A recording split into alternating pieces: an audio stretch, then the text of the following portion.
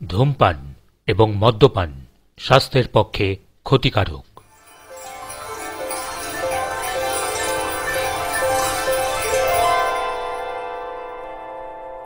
নমস্কার বন্ধুরা, আমি অনির্বাণ আর এসে গিয়েছি আপনাদের প্রিয় অডিও স্টোরি চ্যানেল সূচিপত্রের গল্পকে সঙ্গে করে নিয়ে। সূচিপত্রের গল্প, সাহিত্যের রোমাঞ্চকর আর ভৌতিক স্টোরিওগ্রাফি। গোলদিঘির কাছাকাছি ছোট একটা গলি, একখানা বাড়ি, তার সামনের দিকের তলায় আছে একটা বইয়ের দোকান। পাশের সিঁড়িপথ দিয়ে বাড়ির ভেতর ঢুকে সিঁড়ি বয়ে দোতলায় উঠে সামনেই পাওয়া যায় মাঝারি একখানা ঘর। দরজা দিয়ে পুরু পর্দা ঠেলে ঘরের ভেতরে ঢুকলেই মনে জাগে এক অভাবিত বিস্ময়। মেঝের ওপর পাতা এমন পুরু আর নরম কার্পেট যে তার উপর গিয়ে দাঁড়ালেই পা দুটো বসে যায় নিচের দিকে। চারদিকের দেওয়ালে বিখ্যাত চিত্রকরদের আঁকা কয়েকখানা ছবি দামি ফ্রেমে বাঁধানো, আর ঠিক মাঝখানে রঙিন ইতালিয়ান মার্বেলের একটি বড় গোল টেবিল। টেবিলের চারপাশে খান কয়েক গদিয়াটা ঝকঝকে চেয়ার, উত্তর ও দক্ষিণ দিকে দুখানা করে সোফা এবং একখানা করে কৌচ। তার ওপর সাজানো নরম নরম কুশনগুলো নীরবে অতিথিদের জানাচ্ছে যেন সাদর আহ্বান। পশ্চিম দিকের দেওয়াল ঘেঁষে দাঁড়িয়ে আছে একটা প্রকাণ্ড মূল্যবান অর্গান, তার উপরে পোর্সেলিনের আধারে সাজানো মরশুমি ফুলের ঝাড়। প্রবেশপথের উপরে দেওয়ালের গায়ে আড়াআড়িভাবে সাজিয়ে রাখা হয়েছে দুখানা তরবারি, আর কড়িকাঠ থেকে ঘরের মাঝখানে ঝুলছে বড় একটা বৈদ্যুতিক বাতির ঝাড়। দেখলেই বোঝা যায় ঘরের মালিকের রুচি আর ঐশ্বর্যের কোনো অভাবই নেই। গোল টেবিলটার একধারে বসে আছে দুজন এবং আর একদিকে বসে আছে আরও একজন লোক। ধরন ধারণ দেখলে মনে হয় শেষোক্ত ওই ব্যক্তিই হচ্ছেন বাড়ির কর্তা। টেবিলের ওপর রয়েছে একটা ডিকান্টার, সঙ্গে তিনটে সুরার গ্লাস। কথা বলতে বলতে মাঝে মাঝে তারা দিচ্ছিল গেলাসে চুমুক। কিন্তু সবচেয়ে দৃষ্টি আকর্ষণ করে একটা দৃশ্য, কালো রঙের রুমাল দিয়ে তিনজনেরই মুখ চোখ ঢাকা। ওই দুইজন লোকের একজন বলল, আমাদের কি করতে হবে এখনো শুনতে পেলাম না কিন্তু। তার কণ্ঠস্বরে অধীরতার আভাস। আরেকজনও তেমনি অধীর স্বরেই বলল, আর এই ছেলে খেলার অর্থ তো বুঝতে পারছি না। রুমাল দিয়ে আমরা মুখ চোখ ঢেকে আছি, যে মোটরে করে আমাদের নিয়ে আসা হয়েছে তার জানলাগুলোও ঢেকে রাখা হয়েছিল পর্দা দিয়ে, যাতে আমরা বুঝতে না পারি কোথায় আমাদের নিয়ে আসা হয়েছে। যাকে কর্তা বলে মনে হয় সেই লোকটি এবার প্রশান্ত কণ্ঠে বলল, হ্যাঁ, এখনই সবই শুনতে পাবেন। তারপরই দুইবার হাততালি দিল। পর্দা ঠেলে ঘরের ভেতর এসে ঢুকল আরও একজন লোক, তার হাতে একটা সিগারেটের কৌটো এবং একটা চুরুটের বাক্স। মৌনমুখে এগিয়ে এসে টেবিলের উপর রেখে দিল সেই কৌটো আর বাক্সটা। তারপরই ধীরে ধীরে শুধল, কি কর্তা? কর্তা বলল, শোনো, তুমি আর বাকি সবাইকে নিয়ে এখনই বাড়ি থেকে চলে যাও। বাড়িতে যেন কেউ না থাকে। আর হ্যাঁ, ঠিক 9:30টার সময় বাড়ির সামনে গাড়ি প্রস্তুত রাখা যায়, বুঝেছ? সে আগে। কথাটা বলে লোকটা ঘরের ভেতর থেকে বেরিয়ে গেল।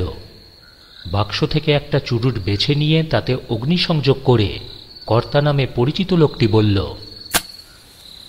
দেখুন, বাড়ির ভেতর আর কোনো বাইরের লোক নেই, সুতরাং এইবার আমি আপনাদের কৌতূহল নিবারণ করব। কর্তার আরও কাছে সরে এসে বসল অন্য দুই মূর্তি। আজ আপনারা শুনছেন হেমেন্দ্র কুমার রায়ের কলমে একটু ভিন্ন স্বাদের রহস্য রোমাঞ্চ কাহিনী গুপ্তধনের দুঃস্বপ্ন। আজ শুনবেন গল্পের প্রথম পর্ব।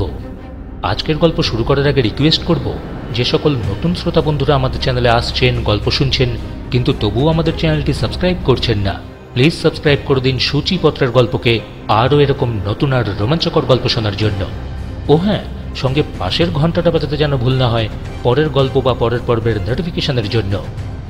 আজকের গল্প পাঠে ও গল্পের সূত্রধার অনির্বাণ, অন্যান্য ভূমিকায় ভাস্বতী, পোস্টার ডিজাইন রায় ক্রিয়েটিভ মিডিয়া, সম্পাদনা ও পরিচালনা রাজা বাবু।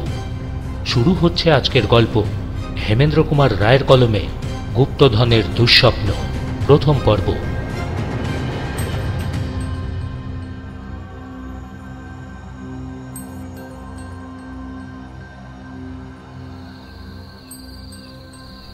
এক ঘন্টা পরে হাতের চুরুটটা ভস্মাধারে নিক্ষেপ করে কর্তা বলল, হ্যাঁ মশাই, এই হচ্ছে আমার বক্তব্য। গুপ্তধন যে কোথায় আছে তা আবিষ্কার করতে না আমাদের বিশেষ বেগ পেতে হবে না, তবে তার অস্তিত্ব সম্বন্ধে আমি একেবারেই নিশ্চিত। কেবল মাঝে আছে একটি স্ত্রীলোক, অবশ্য তাকে নিয়ে মাথা ঘামাবার কোনো দরকার নেই। দ্বিতীয় ব্যক্তি বলল, অবশ্যই স্ত্রীলোক নিয়ে আমি কোনোদিন কখনো মাথা ঘামাই না। এবার তৃতীয় ব্যক্তি বলল, হ্যাঁ, কিন্তু আমাদের একান্তভাবেই নির্ভর করতে হবে তো আপনার উপরেই। হ্যাঁ, আর তাছাড়া আপনাদের আর কোনো উপায়ও নেই। আমি যা বলবো আপনাদের অক্ষরে অক্ষরে তাই পালন করতে হবে। অবশ্য হয়তো আপনারা ভাবছেন গুপ্তধন পেলে পর শেষ পর্যন্ত আমি আপনাদের ঠকিয়ে সরে পড়ব কি? হয়তো তা সম্ভবপর, হয়তো তা সম্ভবপর নয়, কিন্তু তবু এই ঝুঁকিটা তো আপনাদের নিতেই হবে। কি রাজি আছেন কি? তা যদি বলেন তাহলে তো শেষ পর্যন্ত আমরাও আপনাকে ঠকিয়ে সরে পড়তেই পারি। না মশাই না।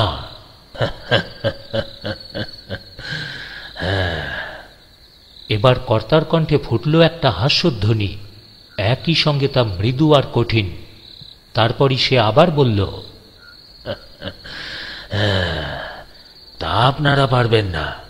আপনাদের দুজনের নারী নক্ষত্র তা আমার নখদর্পণে, কিন্তু আমার কোনো পরিচয়ই আপনারা জানেন না কি, তাই তো? অপর দুই ব্যক্তি সচমকে উঠে দাঁড়ালো, যেন এখনই তারা কর্তার ওপর বাঘের মতো ঝাঁপিয়ে পড়বে। হঠাৎই নিজের পকেটের ভেতর হাত ঢুকিয়ে কর্তা চেয়ারের ওপর সিধে হয়ে বসল। অন্য দুই ব্যক্তি আবারও আসন গ্রহণ করল। কর্তা মৃদু অথচ কঠিন স্বরে সেরকমই হাস্য করেই বলল, তা তা আপনাদের আর কোনো প্রশ্ন আছে কি? হ্যাঁ, মানে আপনি যে কৃপা পরবশ হয়ে গুপ্তধনের অংশ দেবার জন্য আমাদের ডেকেছেন, এ কথা আমরা বিশ্বাস করি না, কিন্তু আসল কথাটা কি বলুন দেখি। ঠিক, এমন প্রশ্ন আপনারা করতেই পারেন। দেখুন, আপনাদের ডেকে আনবার কয়েকটি কারণ তো অবশ্যই আছে। প্রথম কারণ হচ্ছে, একলা আমাকে দিয়ে কাজ হাসিল হবে না, আমার সাহায্যকারীর দরকার। আর দ্বিতীয়ত, যে কোনো ছিচকে চোরকে দিয়ে আমার কাজ চলবে না। আমি চাই এমন দুইজন লোক যারা শিক্ষিত অথচ হিতাহিত জ্ঞানের ধার ধারে না। অবশ্য আরও কয়েকটা গৌণ কারণ আছে, কিন্তু আপাতত তা বলার দরকার নেই।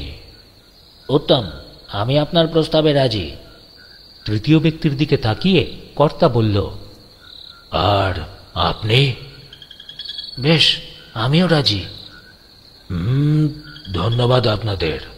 তাহলে আপাতত এই পর্যন্ত। এই দেখুন, ঘড়িতে ঠিক 9টা। বাড়ির বাইরে আপনাদের দুজনের জন্য দুটো মোটর গাড়ি অপেক্ষা করছে। আপনারা এখন যে যার বাড়িতে যেতে পারেন। দুঃখের বিষয় আমাদের সকলেরই মুখ ঢাকা, কিন্তু উপায় তো নেই। এখনই আত্মপ্রকাশ করলে ভবিষ্যতে আমাদের অসুবিধা হতেই পারে। অতএব আজ বিদায়, নমস্কার। আবারও দুবার হাততালি দিল কর্তা। ঘরের ভিতর এসে দাঁড়ালো দুজন লোক, পরনে তাদের মোটর চালকের পোশাক। কর্তা বলল, শোনো, এই দুই ভদ্রলোককে এদের ঠিকানায় পৌঁছে দাও। তারা চলে যাওয়ার পর কর্তা উঠে দাঁড়িয়ে আবারও একটা সিগার ধরালো। মোটর চালকের পোশাক পরা আরও এক ব্যক্তি ঘরের ভেতর ঢুকে সেলাম করে বলল, সেলাম হুজুর, ওরা চলে গিয়েছে, এখন আপনিও তো বাড়িতে যাবেন। মুখের ওপর থেকে আবরণটা খুলে ফেলে কর্তা বলল, তুমি গাড়িতে গিয়ে বসো, আমি এখনই যাচ্ছি। লোকটা চলে গেল। মিনিটখানেক কর্তা চুপচাপ দাঁড়িয়ে রইল। তারপর ঘর থেকে বেরিয়ে ধীরে ধীরে সিঁড়ি দিয়ে নেমে একতলায় গিয়ে দাঁড়ালো। তারপর নিচের দিকে তাকিয়ে কি যেন একটা হঠাৎ দেখে সে চমকে উঠল। হেট হয়ে জিনিসটা সে তুলল, একখানা পকেট বুক। সেটা খুলেই তার দৃষ্টি আবারও হয়ে উঠল সচকিত। সে নিজের মনেই বলল, তাহলে এখানে নিশ্চয়ই বাইরের কোনো লোক ঢুকেছিল। পাশেই রয়েছে আর একটা ঘরের দরজা। পকেটের ভিতর হাত ঢুকিয়ে একটা রিভলভার বার করে এগিয়ে গিয়ে সে দরজা খুলে ফেলল এবং সঙ্গে সঙ্গেই বলল, এই, কে আছো এখানে? একটু নড়লেই গুলি করে মেরে ফেলবো। তারপরই বাঁ পকেটে হাত ঢুকিয়ে একটা টর্চ বার করে তার সমুজ্জ্বল আলোকরেখা ঘরের ভেতর নিক্ষেপ করেই সে তাড়াতাড়ি সবিস্ময়ে বলে উঠল, হ্যাঁ, এ কি ব্যাপার? সেখানে মেঝের ওপর নিশ্চেষ্টভাবে পড়ে রয়েছে একটা মনুষ্য মূর্তি।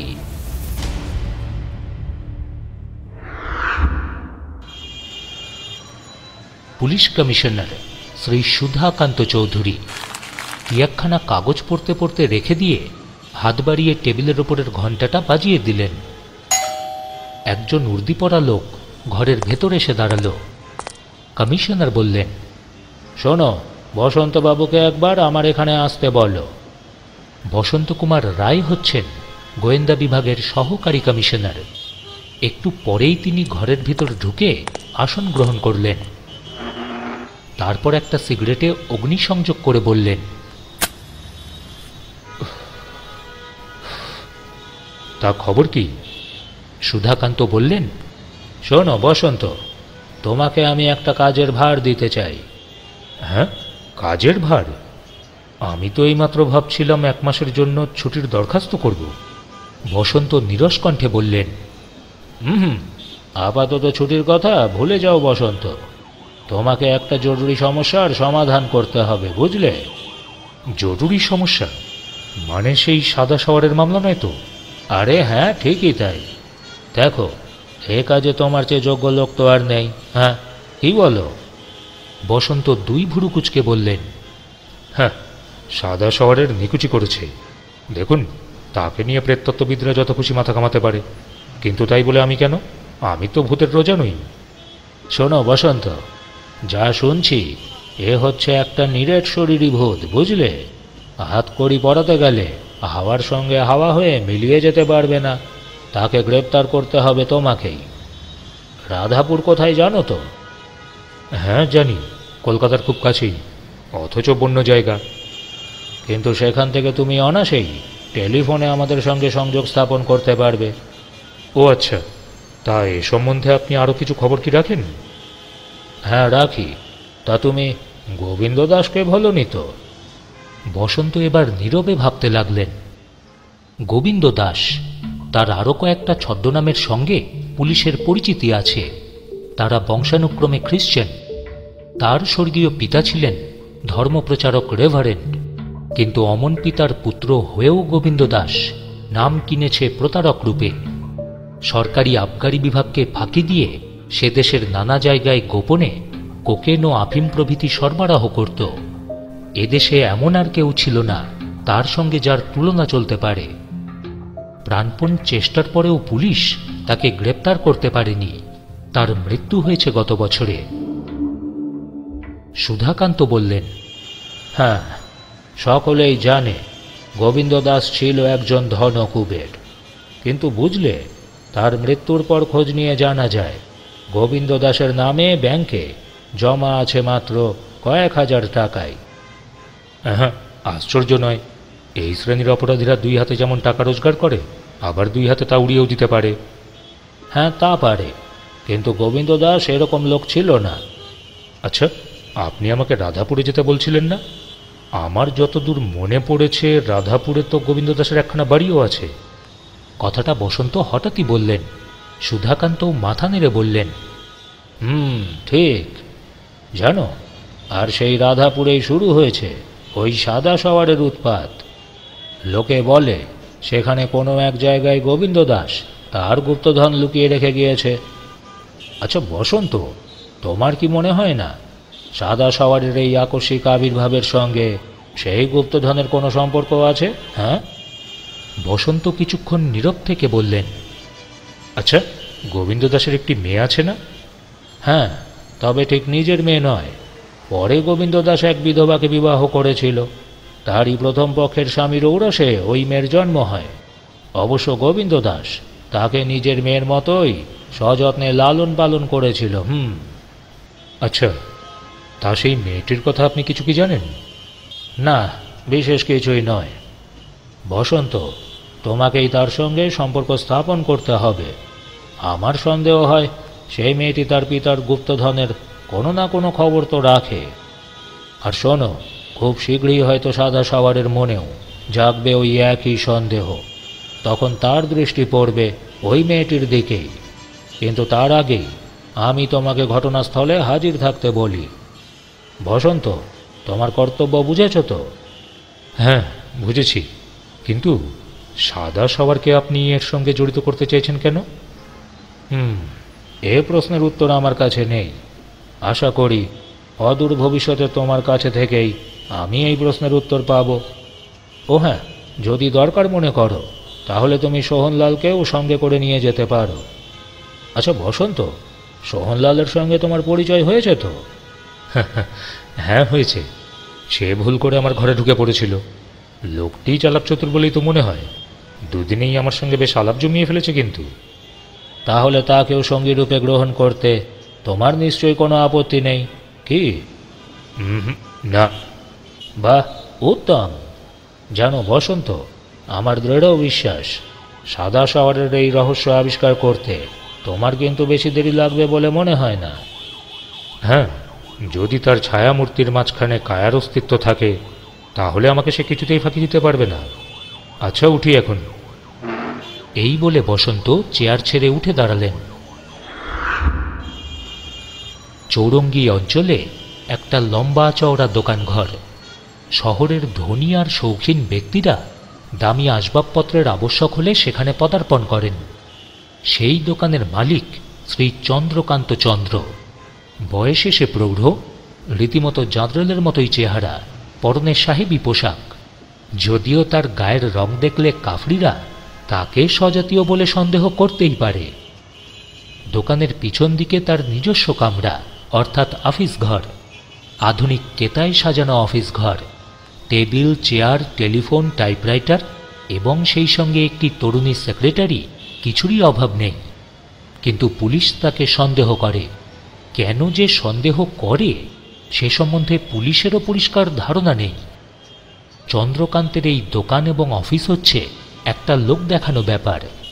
এর আড়ালে বসে তলে তলে সে যে কী করে তা জানবার জন্য পুলিশের যথেষ্ট আগ্রহের অভাব নেই।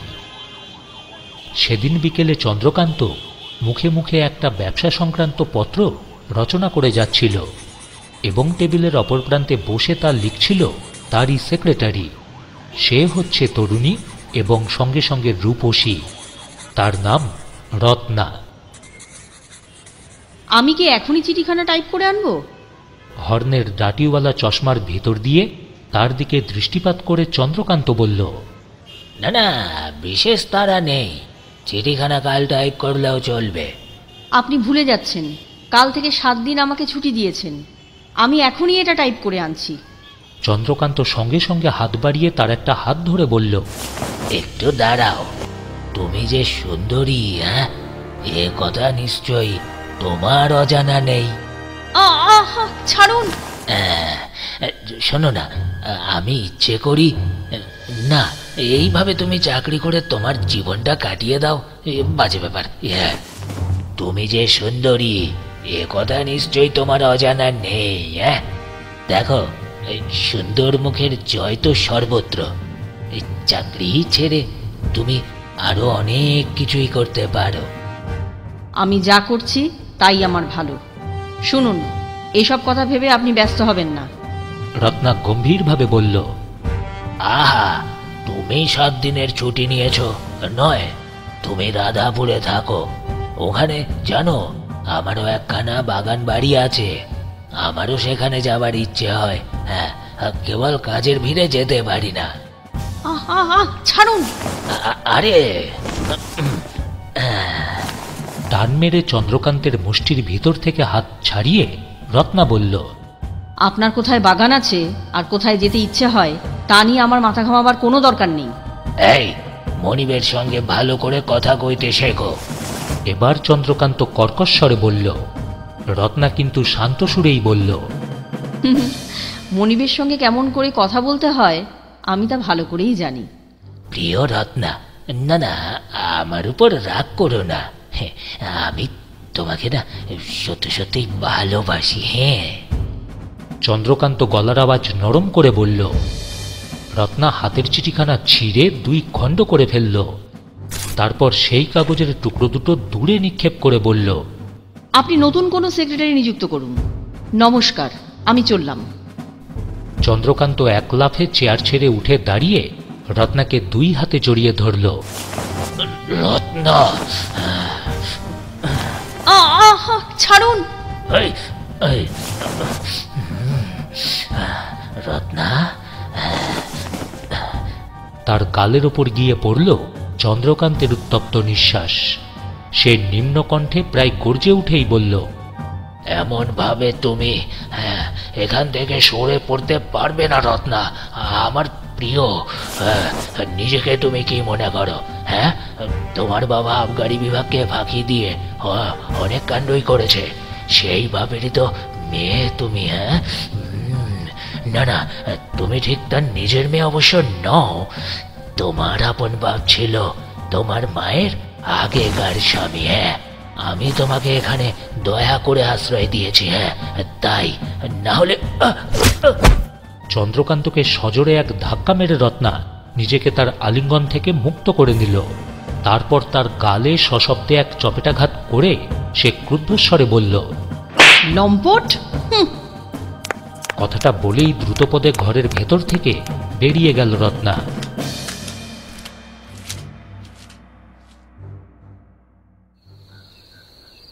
চন্দ্রকান্ত বাস করত গঙ্গার ধারের একখানা বাড়িতে। সেদিন রাতে আহারাদির পর সে বসে বসে ধূমপান করছে আর মনে মনে ভাবছে, আগামীকাল আমিও গিয়ে হাজির হব রাধাপুরে। সেখানে তো আমার অনেক কাজ।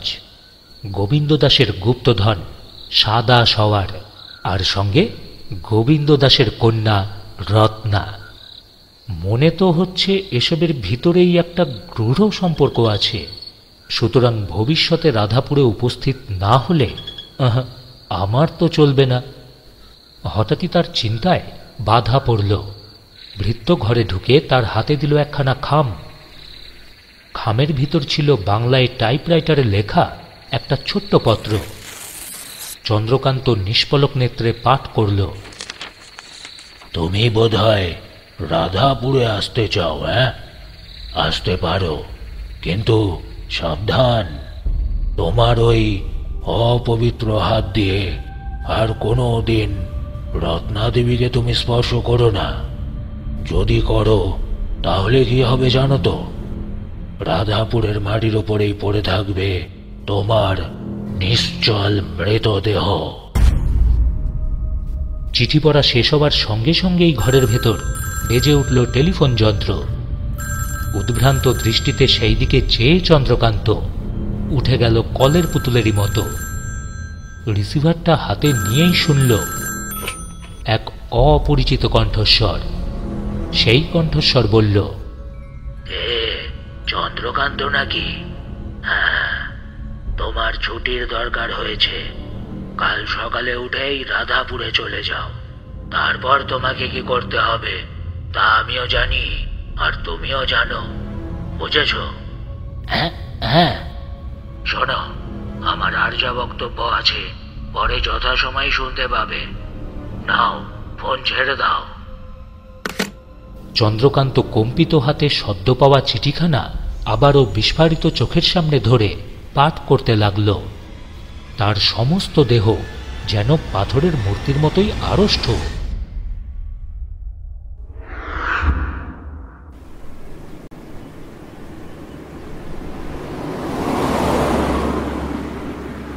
শোভনলাল জাভার পুলিশ বিভাগের গোয়েন্দা এবং যাতেও সে বাঙালি নয় বটে, তবে ভারতেই তার জন্ম এবং সে ঠিক বাঙালির মতোই অনর্গল কথা বলতে পারে বাংলা ভাষাতেই।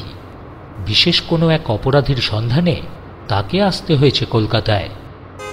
বসন্ত জিজ্ঞাসা করলেন, আচ্ছা শোভনলাল, তুমি এমন বাংলা শিখলে কেমন করে? সোহন হেসে বলল, প্রথম জীবনে 20 বছর বয়স পর্যন্ত কেটে গিয়েছে আমার বাংলাদেশেই, আর লেখাপড়াও তো শিখেছিলাম এইখানেই। কাজেই বাংলা হয়ে পড়েছে আমার দ্বিতীয় মাতৃভাষার মতোই। কেবল তাই নয়, নিজের মোটর নিজের হাতে চালাতে চালাতেই শোভনলাল রাধাপুর সম্বন্ধেও অনেক প্রাচীন তথ্যের সন্ধান দিয়ে বসন্তকে রীতিমতো বিস্মিতই করে তুলল। বাংলাদেশের লোক হয়েও বসন্ত এসব কথা মোটেই জানতেন না। সোহনলাল বলল, আমরা যাচ্ছি সাদা সওয়ারকে গ্রেপ্তার করতে, কিন্তু সাদা সওয়ারের উৎপত্তি কোথায় জানেন? না। আচ্ছা তাহলে শুনুন। কিংবদন্তি বলে 400 বছর আগে এই অঞ্চলে নাকি একজন রাজা ছিলেন, তার নাম রাধারমন রায়। এই রাধাপুরের নামকরণ তো হয়েছে তারই নামানুসারে। এই রাজা রাধারমন একবার তার কোনো প্রতিযোগীর বিরুদ্ধে যুদ্ধযাত্রা করেছিলেন। যুদ্ধক্ষেত্রে উপস্থিত হয়ে ছাউনি ফেলে তিনি যখন শত্রুর জন্য অপেক্ষা করছিলেন, আর সেই সময় গুপ্তচরের মুখে হঠাৎই একটা খবর পেলেন তার রানী, তিনি নাকি অবিশ্বাসিনী। স্বামীর অনুপস্থিতির সুযোগ নিয়ে নাকি তিনি তার প্রণয়ীর আলিঙ্গনে আত্মদান করেছেন। এই সংবাদ শুনেই রাজা রাধারমন ক্রোধে উন্মত্ত হয়ে উঠলেন। শত্রুর কথা ভুলে তিনি তৎক্ষণাৎই এক দ্রুতগামী ঘোড়ার পিঠে চড়ে রাধাপুরে ফিরে আসেন, আর তারপর প্রণয়ীর সঙ্গে রানীকে হাতে নাতে ধরেও ফেলেন। অতঃপর এক রক্তাক্ত দৃশ্যের অভিনয় হয়। তরবারির আঘাতে রানী আর তার প্রণয়ীর মুণ্ডচ্ছেদ করে রাজা আবারও যুদ্ধক্ষেত্রে ফিরে যান, আর সেই যুদ্ধেই তিনি পরাজিত ও নিহত হন। তারপর একে একে বছরের পর বছর কেটে যায়। সমৃদ্ধশালী রাধাপুর ক্রমে একখানা ক্ষুদ্র গ্রামে পরিণত হয়। যেখানে রাজবাড়ি ছিল, আজও সেখানে গেলে দেখা যায় একটা প্রকাণ্ড ধ্বংসস্তূপ। স্থানীয় বাসিন্দারাই বলে, আজও গভীর রাত্রে সেই ধ্বংসস্তূপের মধ্যেই দেখা যায় অশ্বারোহী রাজা রাধারমনের ছায়ামূর্তি। এই রাধাপুরের এখানে ওখানে আজকাল যে সাদা সওয়ারের দেখা পাওয়া যাচ্ছে, হয়তো সে আমাদের মতোই দেহি মানুষ। বুদ্ধিমানের মতো সেই প্রাচীন কিংবদন্তিকে সে হয়তো নিজের কাজে লাগাতে চাইছে।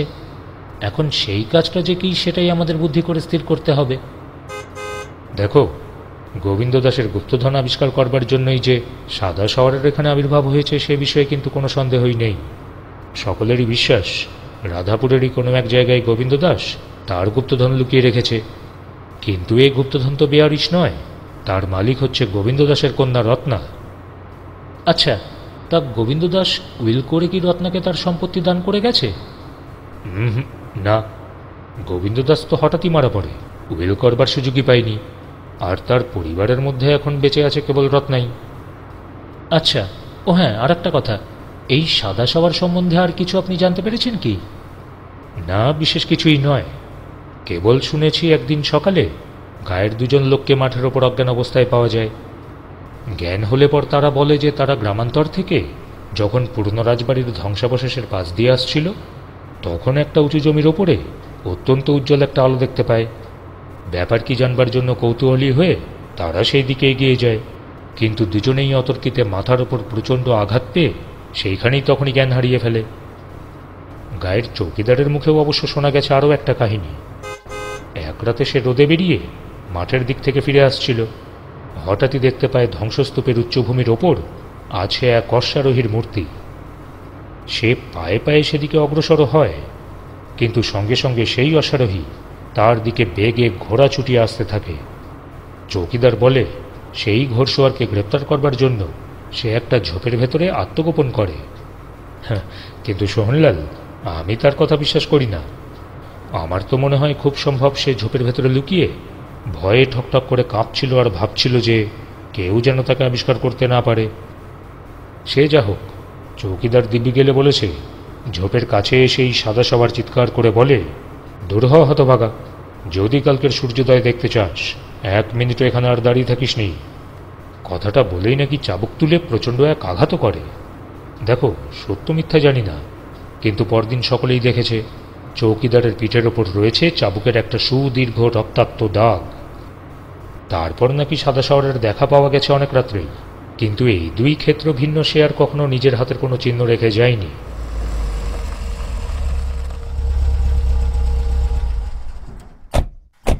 বসন্ত আর সোহনলালের থাকবার ব্যবস্থা হয়েছিল রাধাপুরের থানা সংলগ্ন এক বাড়িতে। রাধাপুরে গোবিন্দ দাসের যে বাড়ি ছিল তার নাম তপবন। বসন্ত খবর নিয়ে জানতে পারলেন আজ দিন 7 হল রত্না কলকাতা থেকে সেই বাড়িতেই ফিরে এসেছে। পরদিন প্রভাতেই বসন্ত তপবনে গিয়ে উপস্থিত হলেন। প্রকাণ্ড জমির মাঝখানে একখানা দোতলা বাড়ি। বাড়িখানা খুব বড় না হলেও অত্যন্ত সুদৃশ্য। জমির ভিতরে নানা জাতের ফলের গাছ। কিছুকাল আগে যে সেখানে ফুলের বাগানও ছিল, এখনও বজায় আছে তার অল্প বিস্তর অস্তিত্ব। এবং দূর থেকেই দেখা গেল একটা বড় পুষ্করিণীর জল ঝলমল করে উঠছে সোনালি সূর্য কিরণে।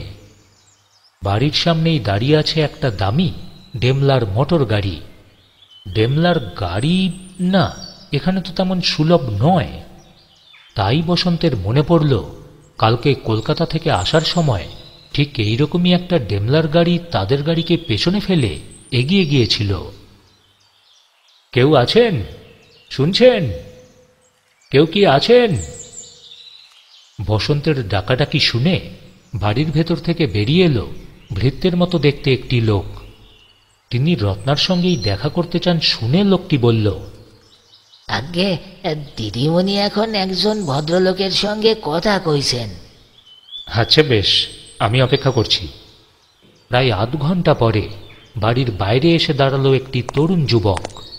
সে একেবারে নীরবে জিজ্ঞাসু চোখে বসন্তের দিকে তাকিয়ে দেখল। তারপরই হনহন করে পা চালিয়ে সেই ডেমলার গাড়ির ওপর গিয়ে উঠল। তারপরই দরজার কাছে দেখা গেল একজন তরুণীকে। তাকে অপূর্ব সুন্দরী তো বলা চলেই। বসন্ত জিজ্ঞাসা করলেন, নমস্কার, আপনার নামে কি রত্না দেবী? অতি মিষ্ট অতি শিষ্ট হাসি হেসে তরুণী বলল, আগে হ্যাঁ। আমার নিজের পরিচয় আমাকে নিজেই দিতে হবে। আমার নাম বসন্ত কুমার রায়। ম্যাডাম, দুঃখের সঙ্গে বলতে বাধ্য হচ্ছি, আমি একজন পুলিশ কর্মচারী। আপনার সঙ্গে 2-4টে কথা বলতে চাই। রত্না হাস্যজড়িত মুখে তাকে বৈঠকখানায় নিয়ে গিয়ে বসালো। তারপর জিজ্ঞাসা করল, আপনি বোধহয় সাদা সওয়ারির বিষয়ে তদন্ত করতে এসেছেন, তাই না? হ্যাঁ, একরকম তাই বটে। ব্যাপারটা কি জানেন? মানে কি বলে যে আমি আরম্ভ করব বুঝতে পারছি না। আমার প্রশ্ন শুনলে হয়তো আপনি খুশি হবেন না। রত্নাদেবী, আমি জানতে এসেছি। বসন্ত থেমে গেলেন। রত্না হাস্যোজ্জ্বল মুখেই বলল, আপনি বোধহয় আমার বাবার সম্বন্ধেও কোনো কথা আমাকে জিজ্ঞাসা করতে চান। তার স্পষ্টাস্পষ্টি কথা বসন্তের খুবই ভালো লাগল। তিনি বললেন, হ্যাঁ, আপনার বাবা হয়তো কোনো গুপ্তধন রেখে যাননি, কিন্তু সকলের বিশ্বাস তিনি তা রেখে গিয়েছেন। রত্নাদেবী, আমি যতদূর জানি সেই গুপ্তধনের লোভেই কিন্তু এখানে সাদা সওয়ারের আবির্ভাব হয়েছে। বাবার গুপ্তধন? আমি আজ পর্যন্ত তার একটি আদলাও চোখে দেখিনি। সেই জন্যই প্রাণ ধারণের জন্য আমাকে লোকের দাসত্ব স্বীকার করতে হয়েছে। সে হাসতে হাসতে এই কথাগুলো বলল বটে, কিন্তু তার কণ্ঠস্বরের তিক্ততা খানিকটা চমকিত করে তুলল বসন্তকেও। তিনি মনে মনে ভাবলেন, এই তিক্ততার কারণ তবে কি? তারপরে জিজ্ঞাসা করলেন, দাসত্ব? তার মানে আপনি কোথাও চাকরি করছেন? কিন্তু কোথায়? চৌরঙ্গিতে চন্দ্রকান্ত চন্দ্রের কাছে। আপনি কি তাকে চেনেন নাকি? এই চন্দ্রকান্ত চন্দ্রের কোনো কোনো কথা বসন্তের নোটবুকেও লেখা আছে বই কি। অবশ্য না, আর তাকে তিনি এখনো হাতে নাতে ধরতে পারেননি বটে। তবে সে যে কি চিজ তা জানবার আর কোনো বাকি নেই বসন্তর। কিন্তু সে কথা চেপে গিয়ে তিনি জিজ্ঞাসা করলেন, আচ্ছা রত্নাদেবী, আপনি কি সাদা সওয়ারকে কখনো দেখেছেন? হ্যাঁ, আমার বাড়ির জানলার ধারে দাঁড়িয়ে আমি তাকে 2বার দেখেছি, কিন্তু ভালো করে কিছুই বুঝতে পারিনি, কারণ সে ছিল অনেক দূরে। তবে আমার ইচ্ছে আছে এক রাত্রে চুপি চুপি বাইরে বেরিয়ে আমি তার কাছে গিয়ে দেখে আসব কে সে। রত্নাদেবী, তাহলে আমি আপনাকে গ্রেপ্তার করব। যতদিন এই রহস্য পরিষ্কার না হয় ততদিনই আপনাকে থাকতে হবে এই বাড়ির ভেতরেই। আর রাতে আপনি বাড়ির বাইরে বেরোলেই আমার লোকও যাবে আপনার সঙ্গে সঙ্গে। বসন্ত হাসতে হাসতেই বললেন। রত্নাও ঘাড় নেড়ে বলল, আচ্ছা বেশ, কিন্তু আপনি কে বসন্তবাবু? ডিটেকটিভ না সাধারণ পুলিশের লোক? হ্যাঁ, ধরেই নিন না আমি যা হয় একটা কিছু। আচ্ছা বসন্তবাবু, পুলিশ বোধহয় ভূত প্রেতে বিশ্বাস করে না, তাই না? রত্নাদেবী, পুলিশের অভিধানে ভূত প্রেত বলে কিন্তু কোনো শব্দ নেই। আর এই সাদা সবার যে কে, আমাকে তা জানতে হবেই। আচ্ছা, আজ আর আপনাকে বিরক্ত করব না, কিন্তু কাল সকালে আমি আবার এখানে আসতে পারি কি? আমার সঙ্গে এক বন্ধু এসেছেন, তিনি আমার জন্য অপেক্ষা করছেন। আর আপাতত আমাকে তার কাছেই ফিরে যেতে হবে। নমস্কার। কথাটা বলেই বসন্ত আসন ছেড়ে দাঁড়িয়ে উঠলেন। রত্নাও উঠে দাঁড়িয়ে বলল, হ্যাঁ, নিশ্চয়ই আপনি কাল আসবেন। আপনি যেদিন খুশি আসতে পারেন। আর আপনার বন্ধুও সঙ্গে এলে আমি আপত্তি করব না, কিন্তু আমাকে দিয়ে আপনার যে কি উপকার হবে আমি তা ঠিক বুঝে উঠতে পারছি না। বসন্তবাবু, আপনি যে কেন এখানে এসেছেন তাও আমি ঠিক জানি না।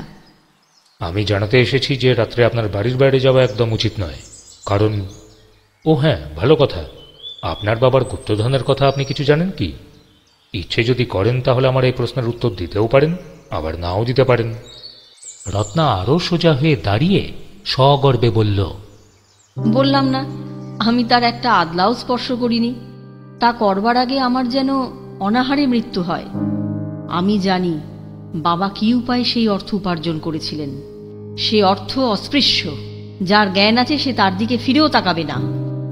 আমি যে বাবার সম্পত্তির একমাত্র অধিকারী এ কথা আমার অজানা নেই, কিন্তু সে টাকা আমি চাই না। যদিও মাঝে মাঝে আমার লোভ হয়, কিন্তু সে লোভ আমি দমন করতে পারি বসন্তবাবু। তাহলে তাহলে আপনি সবই জানেন?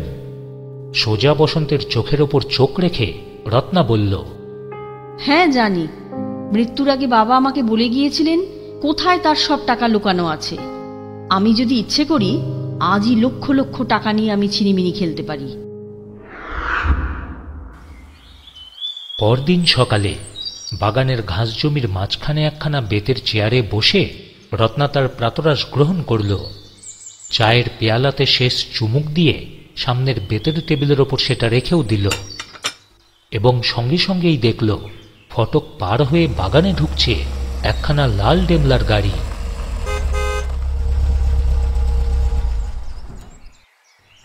রত্নার মুখ দেখলেই কিন্তু মনে হয় এই বিশেষ গাড়িখানা দেখে সে খুশিই হয়েছে। গাড়ির মালিকই গ্রহণ করেছিল চালকের আসন। ইঞ্জিন বন্ধ করে ছোট্ট একটা লাফ মেরে সে নিচে নেমে পড়ল। বয়সে যুবক, গৌর বর্ণ, মুখশ্রী সুন্দর, একহারা কিন্তু বেশ বলিষ্ঠই দেহ। হাস্যমুখে রত্নার দিকে আস্তে আস্তে সে বলল, আরে কি ব্যাপার, প্রাতরাশ শেষ হয়ে গেছে দেখছি যে। ভারী তো প্রাতরাশ, বেগুনি, আলুর বড়া আর চা। কিন্তু সে কথা যাক, আজকে আবার আপনার আবির্ভাবের কারণটা জানতে পারি কি? রত্না বলল, না, বিশেষ কোনো কারণ নেই, শুধুই অকারণ, পুলকেই। কিন্তু রত্নাদেবী, গোড়াতেই আমার উত্তপ্ত উৎসাহকে আপনি এমন শীতল করে দিতে চাইছেন কেন? আমি এলে কি আপনি বিরক্ত হন? আমি কি চন্দ্রকান্ত চন্দ্রের চেয়েও ভয়াবহ ব্যক্তি? তা চন্দ্রবাবুকে আমি যে ভয়াবহ ব্যক্তি বলে মনে করি এ কথা কি আপনাকে বলল? সচকিত স্বরে বলল রত্না। হ্যাঁ, মানে আপনি নিজেই। কখনো না শ্যামলবাবু, আপনি মন গড়া কথা বলছেন। না, এটা ঠিক মন গড়া কথা নয় রত্নাদেবী। কালই আপনার মুখে শুনলাম আপনি চাকরি করতেন চন্দ্রকান্তের কাছে। আর এই চন্দ্রকান্ত, সে যে পৃথিবীতে শয়তান প্রেরিত একটি দূত, এটা আমার অজানা কিন্তু নয়। আপনিও তো সে কথা অস্বীকার করেননি, বরং তারপরেই বেশ রাগত স্বরেই জানালেন যে আপনি তার চাকরিতে ইস্তফা দিয়ে চলে এসেছেন। আচ্ছা বলুন তো, এই কথা শোনবার পর যে কোনো নাবালকই আসল ব্যাপারটা কি ধরতে পারবে না? রত্না জবাব দেবার জন্য কোনো কথা খুঁজে না পেয়ে অন্য কথা পারল। বলল, কাল এখানে পুলিশ এসেছিল, তা জানেন? ওহো, তাই নাকি? হ্যাঁ, কাল আমি আপনার কাছে থেকে যখন বিদায় নিয়ে বাইরে যাচ্ছি, তখন এখানে একটা ছোট্ট মানুষকে দাঁড়িয়ে থাকতে দেখেছিলাম বটে। ছোট্ট মানুষ? আহা, ওটা হচ্ছে ব্যঙ্গোক্তি। সেই ছোট্ট মানুষটি মাথায় উঁচু হবেন বোধহয় 6 ফুট 2 ইঞ্চি, আর তার বুকের মাপও বোধহয় 50 ইঞ্চির কাছাকাছি যাবে। কেমন, আপনি তারই কথা বলছেন তো? হ্যাঁ, তার নাম বসন্ত কুমার রায়। দুই চক্ষু বিস্ফারিত করে কৃত্রিম ভয়ের ভাব দেখিয়েই শ্যামল বলল, হ্যাঁ, ভগবান আমাকে রক্ষা করুন। বসন্ত কুমার রায় কলকাতা পুলিশের গোয়েন্দা বিভাগের অ্যাসিস্ট্যান্ট কমিশনার? হ্যাঁ, লোকে বলে তার মতো তালেবার গোয়েন্দা নাকি এই বাংলাদেশে আর দ্বিতীয়টি নেই। আমার কিন্তু লোকটাকে ভালোই লাগলো। ওরকম ভালো লাগা ভালো কথা নয় রত্নাদেবী। প্রত্যেক পুলিশই হচ্ছে দুষ্টের হাড়ি। আপনি বোধহয় জানেন না, পুলিশের লোক পাগল হয়ে গেলে তারপর শাশুড়ির কান কামড়ে দেয়। হ্যাঁ, আমি আগে থাকতেই কিন্তু আপনাকে সাবধান করে দিচ্ছি। হ্যাঁ, আপনার যদি ওই বসন্তবাবুকে ভালো লেগে থাকে তাহলে সবুজ হয়ে যাবে আমার গায়ের রং। কেন বুঝতে পেরেছেন কি? আপনাকে বলে দিই, হিংসার রং হচ্ছে সবুজ। হ্যাঁ, জান শ্যামলবাবু, আপনি যা তা বাজে বক্তি শুরু করে দিয়েছেন। রত্না কোনো রকমে হাসি চেপে বলল, হ্যাঁ, বলেন কি, আমি বাজে বকছি নাকি? হ্যাঁ, অতি উত্তম। তাহলে কাজের কথা শুনতেই আজ্ঞা হোক। শ্যামল তার পকেটের ভেতর হাত চালিয়ে কোনো এক সংবাদপত্র থেকে কেটে নেওয়া এক টুকরো কাগজ বার করল। তারপর কাগজখানা সামনে ধরে উচ্চকণ্ঠে পাঠ করতে লাগল। অতীতের মানুষ বর্তমানে ঠিক মানুষ নয়, মানুষের ছায়া। ছায়া অর্থাৎ ছায়ামূর্তি, অর্থাৎ প্রেতাত্মা। আপনারা কি শুনেছেন, রাধাপুরের সাদা সওয়ার আবারও অশ্বারোহী হয়ে নৈশভ্রমণ আরম্ভ করেছে? দৈবক্রমে তার সঙ্গে সাক্ষাৎ হলেই রাম নাম স্মরণ করে পথিকরা চম্পট না দিয়ে পারে না। কারণ সেই সাদা সওয়ার, সে নাকি স্ত্রী হত্যাকারী, এবং অপঘাতে মৃত রাধাপুরের রাজা রাধারমণ তারই নাকি প্রেতাত্মা ছাড়া কিছুই নয়। আধুনিক নয়, 400 বৎসরের প্রাচীন প্রেতাত্মা। যারা প্রেত মানেন না, আরও এক কারণে রাধাপুরের দিকে তাদের দৃষ্টি আকৃষ্ট হতে পারে। ওখানে যক্ষ আছে কিনা জানি না, কিন্তু যক্ষের ধন অর্থাৎ গুপ্তধন আছে বলে অনেকেরই দৃঢ় বিশ্বাস হয়েছে। এই বিশ্বাস সত্যি কিনা তা জানবার জন্য পুলিশের টনক নাকি রীতিমতো নড়ে উঠেছে। আপাতত এর বেশি খবর আমরা দিতে পারলাম না। পাঠ শেষ করে শ্যামল বলল, বুঝতেই পারছেন রত্নাদেবী, আপনার পিতার গুপ্তধনের কথা নিয়ে অনেকেই কিন্তু এখন আলোচনা করছে।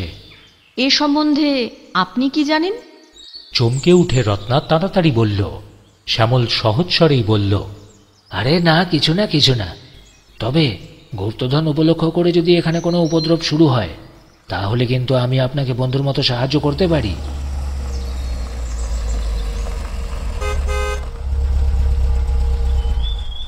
শ্যামলের কথার উত্তরে রত্না কিছু বলবার আগেই বাগানের ভেতরে সে ঢুকল আরও একখানা মোটর গাড়ি। গাড়ির ভেতর থেকে নামল 2 জন লোক, দুজনই বিপুল বপু। একজন হচ্ছেন বসন্ত আর একজন সোহনলাল। বসন্ত কাছে এসে হাসতে হাসতেই বললেন, নমস্কার, সুপ্রভাত রত্নাদেবী। ইনিই হচ্ছেন আমার বন্ধু সোহনলাল বাবু। জাভা দ্বীপের নাম শুনেছেন তো? ভারত থেকে সেখানে গিয়ে ইনি পুলিশ বিভাগের কাজ করেন, আর আমাদের মতোই কিন্তু বাংলাতেও কথা বলতে পারেন। কথাটা বলে শ্যামলের দিকে করলেন তীক্ষ্ণ দৃষ্টিপাত।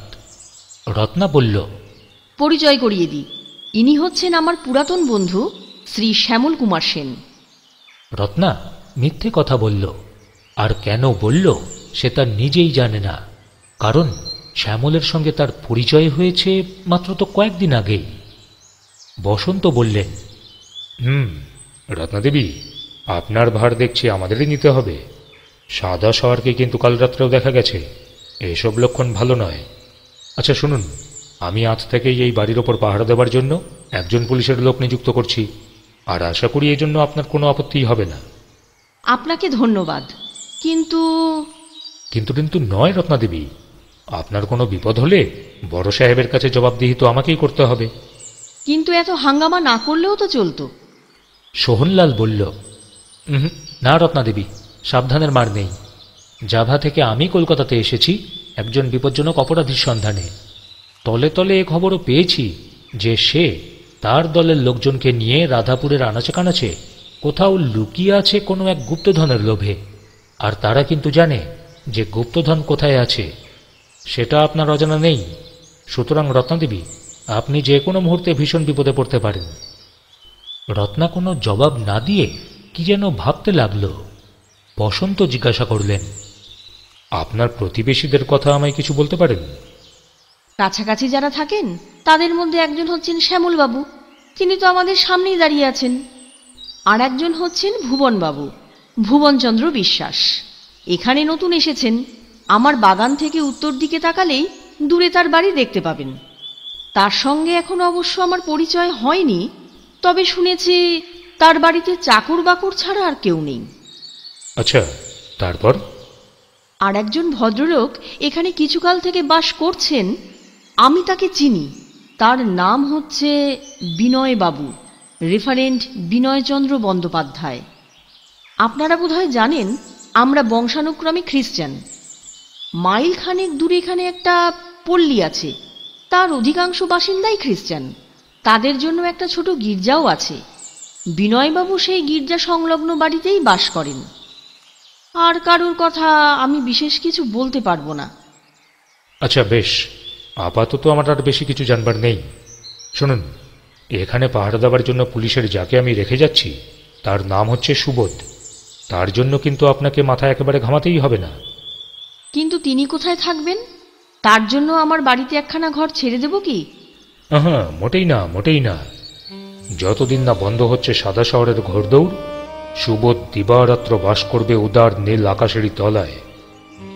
নমস্কার রত্নাদেবী, এখন আমরা উঠলাম। সোহনকে নিয়ে বসন্ত গাড়িতে গিয়ে উঠলেন। তারপর নিজেই গাড়ি চালাতে চালাতে বললেন, সোহনবাবু, একটা বিষয় আপনি ভেবে দেখেছেন কি? হ্যাঁ, কোন বিষয়? এই সাদা শহরের বিষয়। তার নাম সাদা শহর হলো কেন? বসন্তবাবু, হয় তার ঘোড়ার রং সাদা, নয়তো সে পরে থাকে সাদা পোশাক। কিন্তু এই সাদা রংটা তার পক্ষে বিপজ্জনক কি নয়? অন্ধকার রাত্রেও সাদা রং তফাৎ থেকে দৃষ্টি আকর্ষণ করবে না। ব্যাপারটা আমি ঠিক ধরতে পারছি না সোহনবাবু। আমি এই তথাকথিত প্রেতাত্মাকে একেবারে স্বচক্ষে দেখতে চাই, বুঝলেন?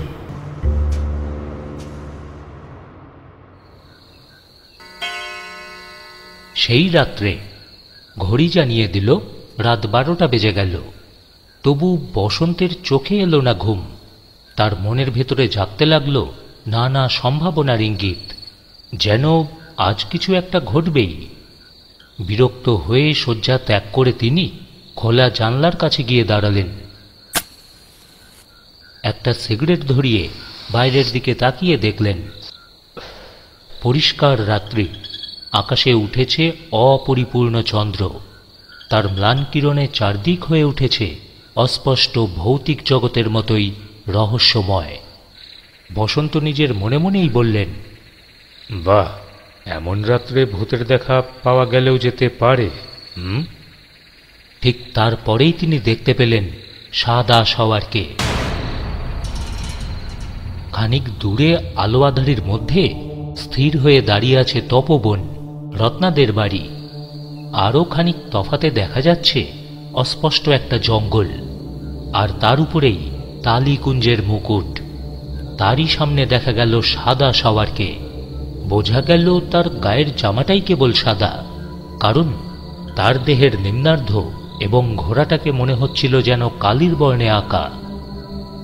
বসন্ত দৌড়ে নিজের ঘরের ভেতর গিয়ে রাত্রে ব্যবহার্য দূরবীনটা বার করে আনলেন। সাদা সওয়ার যে মুখে মুখোশের মতো কিছু একটা পড়ে আছে, এছাড়া আর কিছুই উপলব্ধি করা গেল না। বসন্ত বুঝলেন দূর থেকে আর কোনো তথ্যই আবিষ্কার করতে পারবে না। তিনি তাড়াতাড়ি আবারও ঘরের ভেতর গিয়ে জামা আর ক্রেপসোলের জুতোটা পরে দ্রুতপদে নিচে নেমে গেলেন। তারপরই সদর দরজা খুলে রাস্তার উপর গিয়ে দাঁড়ালেন। তখন আর দেখা যাচ্ছিল না সাদা সওয়ারকে, কিন্তু সে যে ধীরে ধীরে ঘোড়া চালিয়ে তপবনের দিকেই অগ্রসর হচ্ছিল, এটা তো তিনি উপরের জানলা থেকেই দেখতে পেয়েছিলেন। তিনিও অগ্রসর হলেন তপবনের দিকে। মনে মনে বললেন, হ্যাঁ, আজ একটা কিছু ঘটবে বলে আমার মন তো প্রস্তুত হয়েই ছিল, কিন্তু যা ঘটবার উপক্রম হয়েছে সেটা তো মনে হচ্ছে যে কোনো রোমাঞ্চকর উপন্যাসেরই মতো। এখন দেখতে হবে এর পরিশিষ্টটা গিয়ে কোথায় দাঁড়ায়। কিন্তু কিছু দূর এগিয়েই তিনি পথ চলা বন্ধ করে দাঁড়িয়ে পড়লেন। মনে মনে বললেন, না না, আমি বোধহয় সময় নষ্টই করছি। একটা লোক ঘোড়ায় চড়ে যাবে, পদব্রজে তার অনুসরণ করবার তো কোনো মানেই হয় না। তার কর্ণ সচকিত হয়ে উঠল ঠিক সেই মুহূর্তেই। স্তব্ধ রাত্রের বক্ষ বিদীর্ণ করে ভেসে এলো নারী কণ্ঠের এক আর্ত চিৎকার। চিৎকারটা জেগে উঠেই আবারও স্তব্ধ হয়ে গেল। সমাধিভূমির নীরবতার ভেতর দিয়ে কেটে গেল আরও কিছুক্ষণ, এবং তারপর আবারও সেই আর্ত চিৎকার, এবং প্রায় তার সঙ্গে সঙ্গেই উপরি উপর দুইবার রিভলভারের শব্দ। বসন্ত তৎক্ষণাৎই ভূমিতলে শটান হয়ে শুয়ে পড়লেন। তারপরই মাটির ওপর কান পেতে শুনতে পেলেন দ্রুত গতিতে ধাবমান ঘোড়ার খুরের শব্দ। এক লাফে তিনি দাঁড়িয়ে উঠলেন এবং ক্ষণিকের জন্যই দেখতে পেলেন রাজা রাধারমণের প্রাসাদের ধ্বংসাবশেষের উপরে উচ্চস্তূপের দিকে দ্রুত ধাবমান সাদা সওয়ারকে। সে অদৃশ্য হয়ে গেল পর মুহূর্তেই। বসন্তের মনের ভেতর বিদ্যুৎ গতিতে এইসব চিন্তাই খেলে গেল। নারী কণ্ঠে আর্তনাদ করল কে? রিভলভারই বা ছুড়ল কে? আর সাদা সওয়ার, সে অত তাড়াতাড়ি ঘোড়া ছুটিয়ে চলে গেল কেন? এখন আমি কি করব? ছুটে যাব কি সাদা সওয়ারের পিছন পিছন? ঝাপসা আলো বিতরণ করছিল চাঁদ। হঠাৎ তাও মিলিয়ে গেল একখানা চলন্ত মেঘের আবরণে। এই নিবিড় অন্ধকারে কিছুই যেন চোখে পড়ে না। এখন সাদা সওয়ারকে আবিষ্কার করা তা একেবারেই অসম্ভব। নিরুপায় হয়ে তিনি আন্দাজে পায়ে পায়ে অগ্রসর হতে লাগলেন তপবনের দিকে। হঠাৎই শুনতে পেলেন কার যেন দ্রুত পদশব্দ। কে যেন বেগে ছুটে আসছে তারই দিকে। তাড়াতাড়ি রিভলভার বার করে প্রস্তুত হয়ে দাঁড়ালেন। তার খুব কাছে এসেই থেমে গেল পদশব্দ। সঙ্গে সঙ্গেই কে যেন কর্কশ্বরে বলল, এই, চুপ করে দাঁড়িয়ে থাকো, ধরেছ কি গুলি করেছি? হ্যাঁ, স্বস্তির নিঃশ্বাস ফেললেন বসন্ত। এ হচ্ছে সুবোধের কণ্ঠস্বর, তারই দ্বারা নিযুক্ত পুলিশ কর্মচারী সুবোধ। কোন নারী ওরকম আর্তনাদ করে উঠল? মনের ভিতর আবারও জাগল এই প্রশ্ন। সুবোধ হাঁপাতে হাঁপাতে এসে জিজ্ঞাসা করল, স্যার, আপনি কি সাদা সওয়ারকে দেখেছেন? স্যার, রিভলভার ছুড়ল কে? বসন্ত পকেট থেকে টর্চ বার করে মাটির উপর এখানে ওখানে আলোকপাত করলেন। তারপর ফিরে ক্রুদ্ধস্বরে বললেন, ওসব কথা তুমি আমাকে জিজ্ঞাসা করছো কেন? তোমাকে আমি ওই বাড়ির ওপর পাহারা দিতে কি বলিনি? দেখতেই তো পাচ্ছ পথের ওপর ঘোড়ার খুরের দাগ, আর প্রায় তোমার সামনে দিয়েই সাদা সবার ঘোড়া ছুটিয়ে চলে গেল, আর তুমি কিনা বোকার মতন আমাকে প্রশ্ন করছো সুবোধ? অপ্রতিভ ভাবে সুবোধ বলল, স্যার, আমি না একটু ঘুমিয়ে পড়েছিলাম স্যার। হঠাৎই কার চিৎকার শুনে আমার ঘুম ভেঙে যায়। তারপর স্যার আরও একবার শুনতে পাই ওই চিৎকার, আর সঙ্গে সঙ্গে দুবার রিভলভারের শব্দ। তারপর তুমি কি করলে? মানে স্যার, যেদিক থেকে রিভলভারের শব্দ এসেছিল সেদিকে ছুটে গেলাম। আমি আগে দেখতে চাই রত্নাদেবী এখন কেমন আছেন। সুবোধ, এসো তুমি আমার সঙ্গে। তিনি তপবনের বাগানের ভেতর প্রবেশ করে বাড়ির সামনে গিয়ে দাঁড়ালেন। পেছনে পেছনে সুবোধ। বসন্ত বললেন, সুবোধ, রত্নাদেবীর ঘর কোনটা? সুবোধ দোতলার একটা ঘরের দিকে অঙ্গুলি নির্দেশ করল। বসন্ত সেইখানেই দাঁড়িয়ে টর্চের সাহায্যে বাড়ির দেওয়ালটা পরীক্ষা করলেন। দোতলার ছাদের ওপর থেকে একটা বৃষ্টির জল নিকাশের নল বাড়ির নিচ পর্যন্ত নেমে গেছে, আর সেই নলের পাশেই দেখা যাচ্ছে দোতলার ঘরের একটা খোলা জানলা। বসন্ত বিনা বাক্যব্যয়ে সেই নল অবলম্বন করে দোতলার জানলার কাছে গিয়ে কার্নিশে পা দিয়ে দাঁড়ালেন। তারপরই জানলা দিয়ে উঁকি মারলেন ঘরের ভেতর। স্তব্ধ ঘর, ঘুটঘুট করছে অন্ধকার। হঠাৎই বসন্তের ভয় হল, ঘরের ভিতর কি তাহলে তার জন্য অপেক্ষা করে আছে কোনো এক ভয়াবহ রক্তাক্ত দৃশ্য? পর মুহূর্তেই টর্চ টিপে তার আলোতে তিনি দেখলেন অর্ধোত্থিত অবস্থায় বালিশের ওপর হেলান দিয়ে আছে রত্না। বসন্ত বললেন, রত্নাদেবী, ক্ষমা করবেন রত্নাদেবী, আমি অত্যন্ত ভয় পেয়ে গিয়েছিলাম। হ্যাঁ, মানে জানলার বাইরে মানুষের মূর্তি দেখে আমিও কম ভয় পাইনি, কিন্তু ব্যাপারটা কি? হ্যাঁ, একটু আগেই সাদা সাওয়ার এখান দিয়ে গিয়েছে, কে দুবার রিভলভারও ছুড়েছে। আমার সন্দেহ হয়েছিল হয়তো আপনি কোনো বিপদে পড়েছেন। আরে না বসন্তবাবু, আমার কোনো বিপদই হয়নি। হ্যাঁ, সুসংবাদ সুসংবাদ, তাহলে এবার আমি অদৃশ্য হলাম। বসন্ত নলবে আবারও নামতে শুরু করলেন, আর নামতে নামতেই শুনতে পেলেন রত্নার কণ্ঠের কৌতুকহাস্য। সুবোধ জিজ্ঞাসা করল, স্যার, কোনো দুর্ঘটনা হয়নি তো? না। এমন গম্ভীর স্বরে বসন্ত না বললেন যে সুবোধ আর কোনো কথা জিজ্ঞাসা করতে ভরসাই পেল না। পরের দিন সকালে সোহনলালের সঙ্গে চা পান করতে করতে বসন্ত একটা কথাও বললেন না। হঠাৎই বাড়ির নিচে শোনা গেল একটা মোটর গাড়ির শব্দ। কে যেন চেঁচিয়ে জানতে চাইল, ও বসন্তবাবু, বসন্তবাবু আছেন? বসন্ত বাইরের বারান্দায় গিয়ে নিচের দিকে তাকিয়ে দেখলেন গাড়ির ওপর বসে আছে শ্যামল। আরে, কি ব্যাপার শ্যামল বাবু? শ্যামল বলল, বসন্তবাবু, আমি আপনার খোঁজেই এসেছি। একবার আমার গাড়িতে এসে উঠবেন কি? পাদ্রী বিনয়বাবুর মুখে শুনতে পাবেন একটা অদ্ভুত গল্প, রহস্যময় কাণ্ড কারখানা।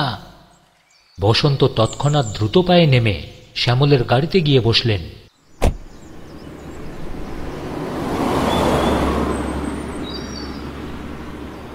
গাড়ি বিনয়বাবুর গির্জা সংলগ্ন বাড়ির সামনে গিয়ে দাঁড়াল।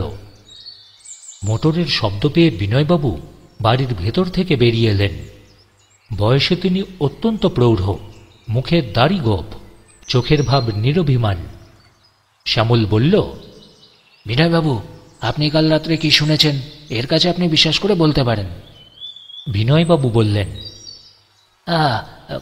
কাল রাত্রে আমার ভালো করে ঘুম আসেনি। বাড়ির বারান্দায় আমি পায়চারি করছিলাম। তারপর হঠাৎই শুনতে পেলুম কোনো এক স্ত্রীলোকের চিৎকার। তারপর আরও একবার হলো চিৎকার, আর তার ওপর 2 বার রিভলভারের শব্দ। এসব বসন্তেরও অজানা নয়। তাও তিনি বললেন, আচ্ছা, তারপর? তারপর আমি দেখতে পেলুম সাদা সাভারকে। তপবনের দিক থেকে সে ঘোড়া ছুটিয়ে এসে চলে গেল ওই পুরনো ধ্বংসস্তূপটার দিকে। আচ্ছা, প্রথম আর দ্বিতীয়বারের চিৎকার শুনে আপনার কি কিছু মনে হয়েছিল? আগে হ্যাঁ, দুটো চিৎকারই 2 রকম। প্রথম চিৎকার শুনে মনে হলো হঠাৎই কে যেন বিস্ময়ে চমকে উঠেছে, আর দ্বিতীয়টা হচ্ছে দস্তুর মতো আতঙ্কজনক। আচ্ছা, যে চিৎকার করেছিল সে কে তা অনুমান করতে পেরেছেন? হ্যাঁ, সে হচ্ছে এক নারী। কিরকম নারী? মানে বৃদ্ধার আর তরুণীর কণ্ঠস্বর তো একরকম হয় না। হ্যাঁ, সে নিশ্চয়ই তরুণী। শ্যামলের দিকে ফিরে বসন্ত বললেন, শ্যামলবাবু, এখানে কাছাকাছি তরুণী বলতে তো আছেন কেবল রত্নাদেবী, তাই না? শ্যামল কি যেন একটা বলতে যাচ্ছিল, কিন্তু সে কোনো কথা বলবার আগেই সেখানে দৌড়তে দৌড়তে হাজির হলো গ্রামেরই এক চৌকিদার। সে এসেই হাঁপাতে হাঁপাতে বলল, হুজুর, হুজুর,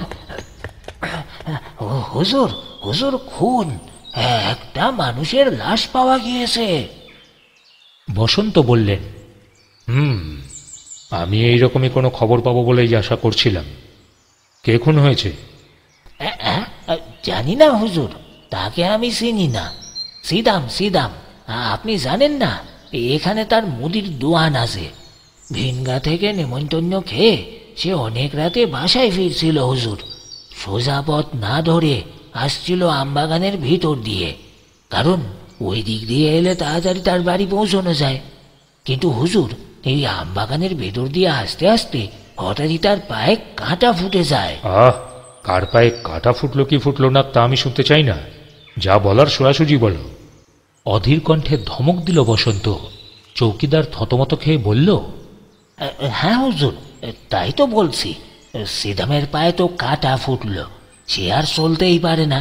সেইখানেই ছিল অন্নদা বুড়ির ভাঙা কুড়ে ঘর। বুড়ি মরে যাবার পর থেকে সে ঘরে তো আর কেউ থাকে না। সিদাম খোরাতে খোরাতে। এই, তোমার নিকুচি করেছে। ছিদাম খোঁড়াচ্ছিল কিনা তা আমি জানতে চাই না, সেই কুড়ে ঘরে গিয়ে সে ঢুকেছিল এই তো বলতে চাও? হাত জোর করে চৌকিদার বলল, আগে হ্যাঁ হুজুর, সিদাম সেই ঘরে ঢুকে পায়ে কি ফুটেছে দেখবার জন্য একটা দেশলাই কাঠি জ্বালায়। তারপর সে কি দেখলো জানেন হুজুর? হ্যাঁ জানি, সে দেখলো একটা লাশ, এটাই বলতে চাও তো? আগে হ্যাঁ হুজুর, ঠিকই ধরেছেন। সে দেখলে। শোনো, আমি সেই লাশটাকেও দেখতে চাই, আর কোনো কথা না বলে আমাকে সেইখানে নিয়ে চলো। চৌকিদারকে বাধা দিয়ে গর্জন করে বললেন বসন্ত। আমবাগান, নড়বড়ে ভাঙা একটা কুড়ে ঘর, আর মাটির ওপর চিত হয়ে পড়ে আছে একটা পুরুষের মৃতদেহ। তার দৃষ্টিহীন দৃষ্টিতে ভীষণ আতঙ্কের চিহ্ন। তার জামার বুক পকেটের উপরটা রক্তরাগে একেবারে আরক্ত, এবং তার কণ্ঠদেশে একটা রক্তাক্ত গভীর ক্ষতচিহ্ন। তাকে দেখলেই বোঝা যায় তার মৃত্যু হয়েছে মুহূর্তের মধ্যেই। তাকে চিনতে পারলেন বসন্ত। সে কখনো জেল খাটেনি বটে, তবে পুলিশ তাকে একজন বড় অপরাধী বলেই জানে। কিন্তু পুলিশকে ফাঁকি দিয়েও আজ সে ফাঁকি দিতে পারল না কোনো অন্য একজন অজ্ঞাত হত্যাকারীর রিভলভারকে, আর সে হচ্ছে চন্দ্রকান্ত চন্দ্র।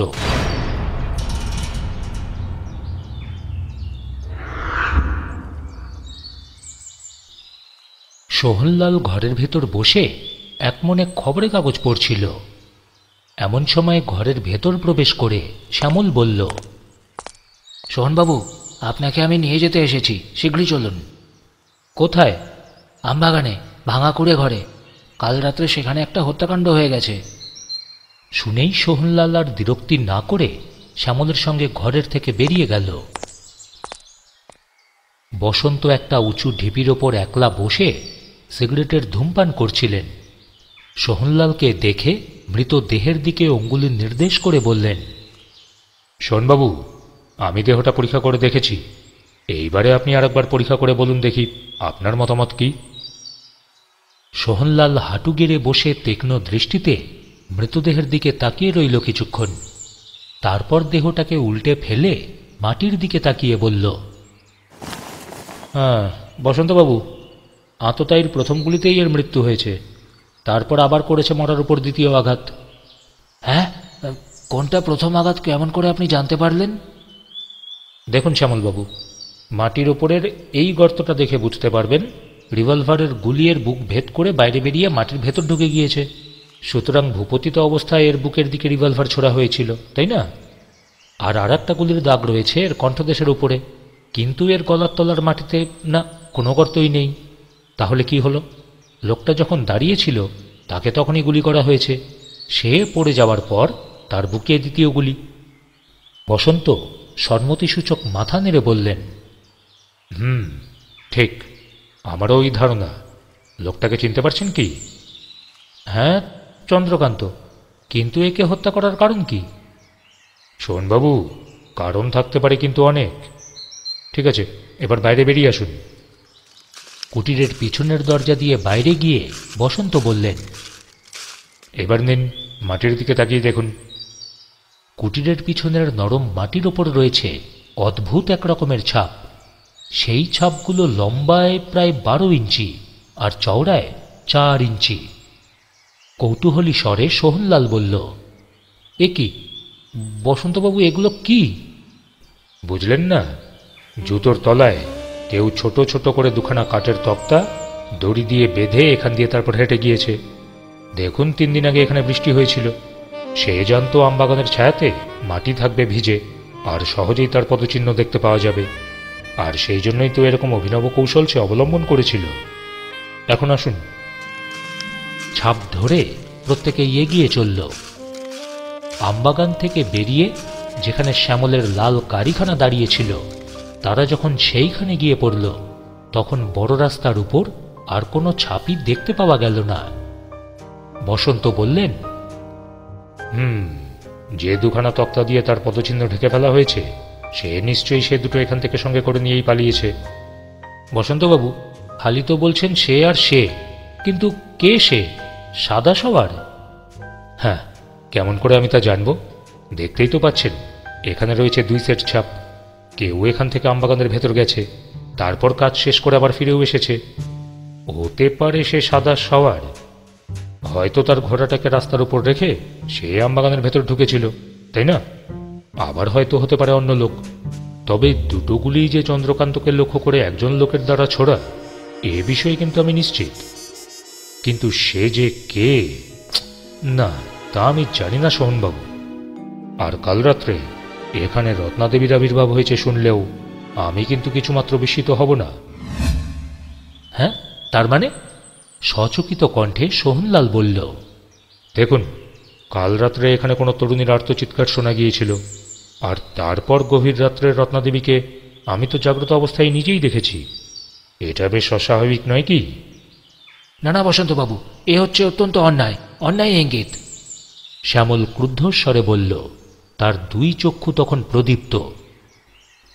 এবার কয়েক সেকেন্ডের স্তব্ধতা, তারপরই বসন্ত শান্ত কণ্ঠেই বললেন, আরে উত্তেজিত হবেন না শ্যামলবাবু। দেখুন, এখানে কিন্তু আর এমন কোনো প্রমাণ নেই যে একটা ইঁদুরকে ধরেও আমি ফাঁসিয়ে দিতে পারি, তাই না? শ্যামল আর কিছু না বলে নিজের গাড়ির দিকে চলে গেল। সোহনলালকে সঙ্গে নিয়ে বসন্ত আবারও আমবাগানের ভেতর ঢুকে মাটির ওপর তীক্ষ্ণ দৃষ্টি রেখে চারিধারে ঘুরে বেড়াতে লাগলেন। এখানে ওখানে পাওয়া গেল কতকগুলো জুতোর দাগও, উঁচু হিল, মেয়েদের জুতোর দাগ। অবশ্য আরও কতকগুলো জুতোর দাগ পাওয়া গেল, আর পরীক্ষায় প্রমাণিত হল সেগুলো হচ্ছে চন্দ্রকান্তের পদচিহ্ন। ঠিক সেই সময় গির্জা সংলগ্ন বাড়ির একটি ঘরে শ্যামল কথা বলছিল বিনয়বাবুর সঙ্গে। বিনয়বাবু প্রশ্ন করলেন, কি বললে? হ্যাঁ, বসন্তবাবু সন্দেহ করেন রত্না দেবীকে? আরে হ্যাঁ বিনয়বাবু, হ্যাঁ, এটা ভাবলেও কিন্তু আমার রাগ হয়। আরে তুমি অধীর হয়েও না শ্যামল, এসব কথা নিয়ে আমি এখন মাথা ঘামাতে পারছি না। হ্যাঁ, আমার হাতে অনেক কাজ আছে। শোনো, তুমি এখন বাসায় যাও। শ্যামল উঠে দাঁড়িয়ে বলল, বিনয়বাবু, সমস্ত দেখে শুনে আমার কেমন দুশ্চিন্তা হচ্ছে। সঙ্গীত, এখন আমার সঙ্গীত চাই। বিনয়বাবু, রত্নাদেবীর বৈঠকখানায় আমি একটা পিয়ানো দেখেছি। আমি চললাম সেইখানে, আমি চললাম। পরে কথা হবে আপনার সঙ্গে। শ্যামল চলে গেলে পর বিনয়বাবু স্তব্ধ হয়ে কিছুক্ষণ বসে রইলেন। তারপরই গাত্রোত্থান করে অগ্রসর হলেন বাড়ির ভেতরে। বাড়ির ভেতরে রান্নাঘরের পাশেই একটা ভাড়ার ঘর। সেই ঘরে ঢুকে একটা জালার ভেতর থেকে জই বার করে রাখতে লাগলেন মাঝারি আকারের একটা বালতির ভেতর। তারপর বালতিটা তুলে নিয়ে তিনি বাড়ির খিড়কির দরজার বাইরে বেরিয়ে গেলেন। সেখানে ছিল একটা গ্যারেজ। মোটর গাড়ি রাখবার জন্য ঘরটা তিনি ভাড়া দিয়েছিলেন শ্যামলকে। পকেটের ভেতর থেকে চাবি বার করে গ্যারেজের দরজা খুললেন তিনি। অবশ্য ভিতরে তখন শ্যামলের মোটর ছিল না। তিনি ভিতরে প্রবেশ করে এগিয়ে গেলেন পিছনের দেওয়ালের দিকে। কাঠের দেওয়াল, আর তার মাঝামাঝি জায়গায় একটা কুলুপ লাগানো। চাবি দিয়ে সেই কুলুপ খুলে দুহাতে দেওয়ালটা ধরে দুদিকে টানতেই উপর দিক থেকে দুখানা তক্তা দুপাশে সরে গেল। তারপরই দেখা গেল দেওয়ালের ওপাশে দাঁড়িয়ে রয়েছে একটা বাদামি রঙের খুব শক্তিশালী ঘোড়া। বিনয়বাবু তার কণ্ঠদেশে আদর করে 2-3 বার করাঘাত করলেন। তারপর বালতির জইগুলো ঘোড়ার সামনে রাখা একটা পাত্রে ঢেলে আবারও সমস্ত বন্ধ করে ফিরে এলেন গির্জায়। তারপর ধীরে সুস্থে অগ্রসর হতে লাগলেন আমবাগানের দিকে। তখন মাটির উপর তার তীক্ষ্ণ দৃষ্টি। আবার সেই ভাঙা কুঁড়ে ঘর। তিনি তার চারপাশে এক চক্কর ঘুরে এলেন, তারপর হঠাৎই থমকে দাঁড়িয়ে পড়লেন এক জায়গায়। সেখানে মাটির উপরে রয়েছে মেয়েদের জুতোর দাগ, আর সেই সঙ্গেই দেখা গেল একটা ঘোড়ার খুরের চিহ্ন। বিনয়বাবু মাথা নাড়তে নাড়তে নিজের মনেই বললেন, না না না, এ বড়ই অন্যায়, বড়ই অন্যায়। এমন অসাবধানতা অমার্জনীয়। তিনি সেখানেই হাঁটু গেড়ে বসে পড়লেন। তারপর অতি সাবধানে মাটির ওপর থেকে সেই খুরের দাগটা নিশ্চিহ্ন করে দিলেন। তারপর তিনি উঠে দাঁড়িয়ে বললেন, পুলিশের লোকেরা এ চিহ্নটা দেখতে পেয়েছে কি? না না, বোধহয় পায়নি।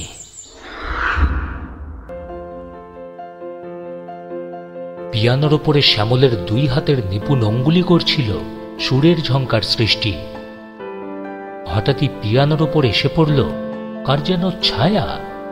শ্যামল মুখ ফিরিয়ে দেখল, আরে রত্না, তোমার জন্য চা আর খাবার আনবার হুকুম দেব কি? ও আচ্ছা, আমার এখানে এসে আপনি দেবেন চা আর খাবার আনবার হুকুম? শ্যামলবাবু, এই রকম কৌতুক পরিপাক করা সহজ নয়। তা আপনি আমাকে না জানিয়েই আমার বৈঠকখানায় এসে পিয়ানো বাজাতে শুরু করে দিয়েছেন কেন? চেয়ার শুদ্ধ ঘুরে বসে শ্যামল বলল, শোনো রত্না, আমি শ্যামলবাবু নই। তোমার কাছে আমি হচ্ছি শুধু শ্যামল, ঠিক আছে? শুনুন, আপনার কাছে আমি শুধু রত্না নই, ভবিষ্যতে আমাকে রত্নাদেবী বলে ডাকলেই আমি খুশি হব। একেবারেই এত ঘনিষ্ঠতা কেন? এক সপ্তাহ আগেও আপনাকে আমি চিনতাম না, আপনার নাম পর্যন্ত জানতাম না। ও তাই নাকি? কিন্তু আমার তো মনে হয় আজ 25 বছর ধরে আমি তোমার সঙ্গে আলাপ করেই চলেছি। এই আনন্দময় একটি সপ্তাহকেই আমার মনে হচ্ছে যেন 25 বছরের মতো সুদীর্ঘ। শুনুন, আপনি কথা বলা বন্ধ করুন, আবার বাজনা শুরু করুন। আপনার বাজনা আমার ভালোই লাগছে, বলল রত্না। সকালের কাঁচা সোনালি রোদ জানলার ভেতর দিয়ে রত্নার মুখের ওপর এসে পড়েছিল। শ্যামলের মনে হল রত্না হচ্ছে একটি পবিত্র ও শুভ্র হোম শিখা। সে আবারও চেয়ার শুদ্ধ ঘুরে বসে বলল, তথাস্তু, তোমার আদেশে আবার আমি অবলম্বন করলাম আমার প্রিয়তম পিয়ানোকে। পিয়ানো আবার মুখর হয়ে উঠল। তার সপ্তগ্রামের ভিতর দিয়ে ঝরে ঝরে পড়তে লাগল যেন অপূর্ব সুরসুরধ্বনির বিচিত্র ধারা। রত্না বুঝতে পারল শ্যামল হচ্ছে একজন অসাধারণ সঙ্গীত শিল্পী। সে তার সঙ্গীতে অবাক হয়ে তন্ময় মুখে তাকিয়ে রইল শ্যামলের দিকে।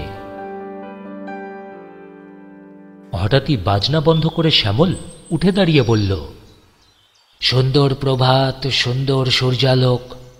রত্না, চলো এবার আমরা নীল আকাশের তলায় একটু পদচালনা করে আসি। আপত্তি নেই। তারা দুজনে হাত ধরাধরি করে বাড়ির ভেতর থেকে বেরিয়ে পড়ল।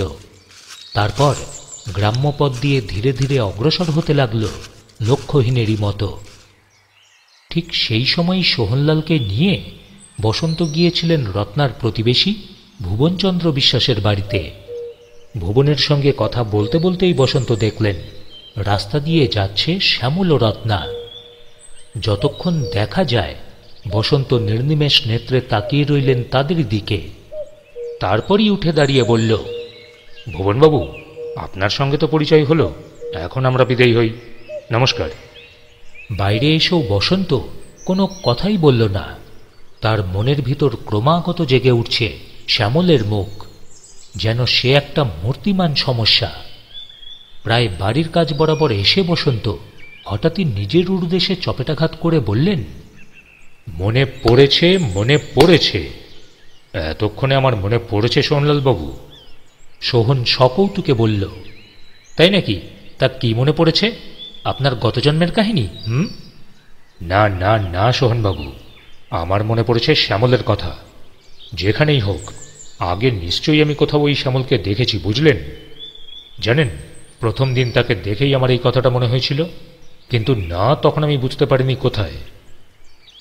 বাড়িতে ফিরে এসেই বসন্ত কলকাতায় পুলিশ কমিশনারের কাছে প্রেরণ করলেন একটা জরুরি তার বার্তা। রাধাপুরের বাসিন্দাদের কাছে ভুবনবাবু হচ্ছেন একটি রহস্যময় মানুষ। লোকে তাকে ছিটগ্রস্ত বা প্রায় পাগল বলেই ধরে নিয়েছে। অবশ্য এর একটা কারণও আছে। তিনি প্রায় সারাটা দিনই নিজের বাড়ির ভেতরই বসে থাকেন।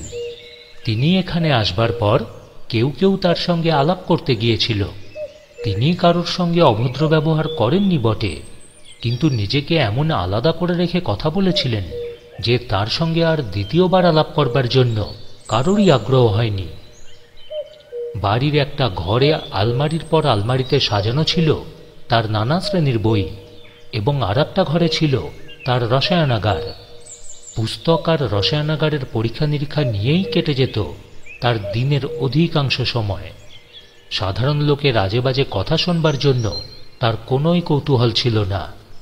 নিজের কাজের মধ্যেই তিনি থাকতেন সমাহিতের মতো। তার দেহ হৃষ্টপুষ্ট, বয়স 50-এর কম হবে না। সর্বদাই তার মুখ হয়ে থাকত অত্যন্ত ভাবহীন।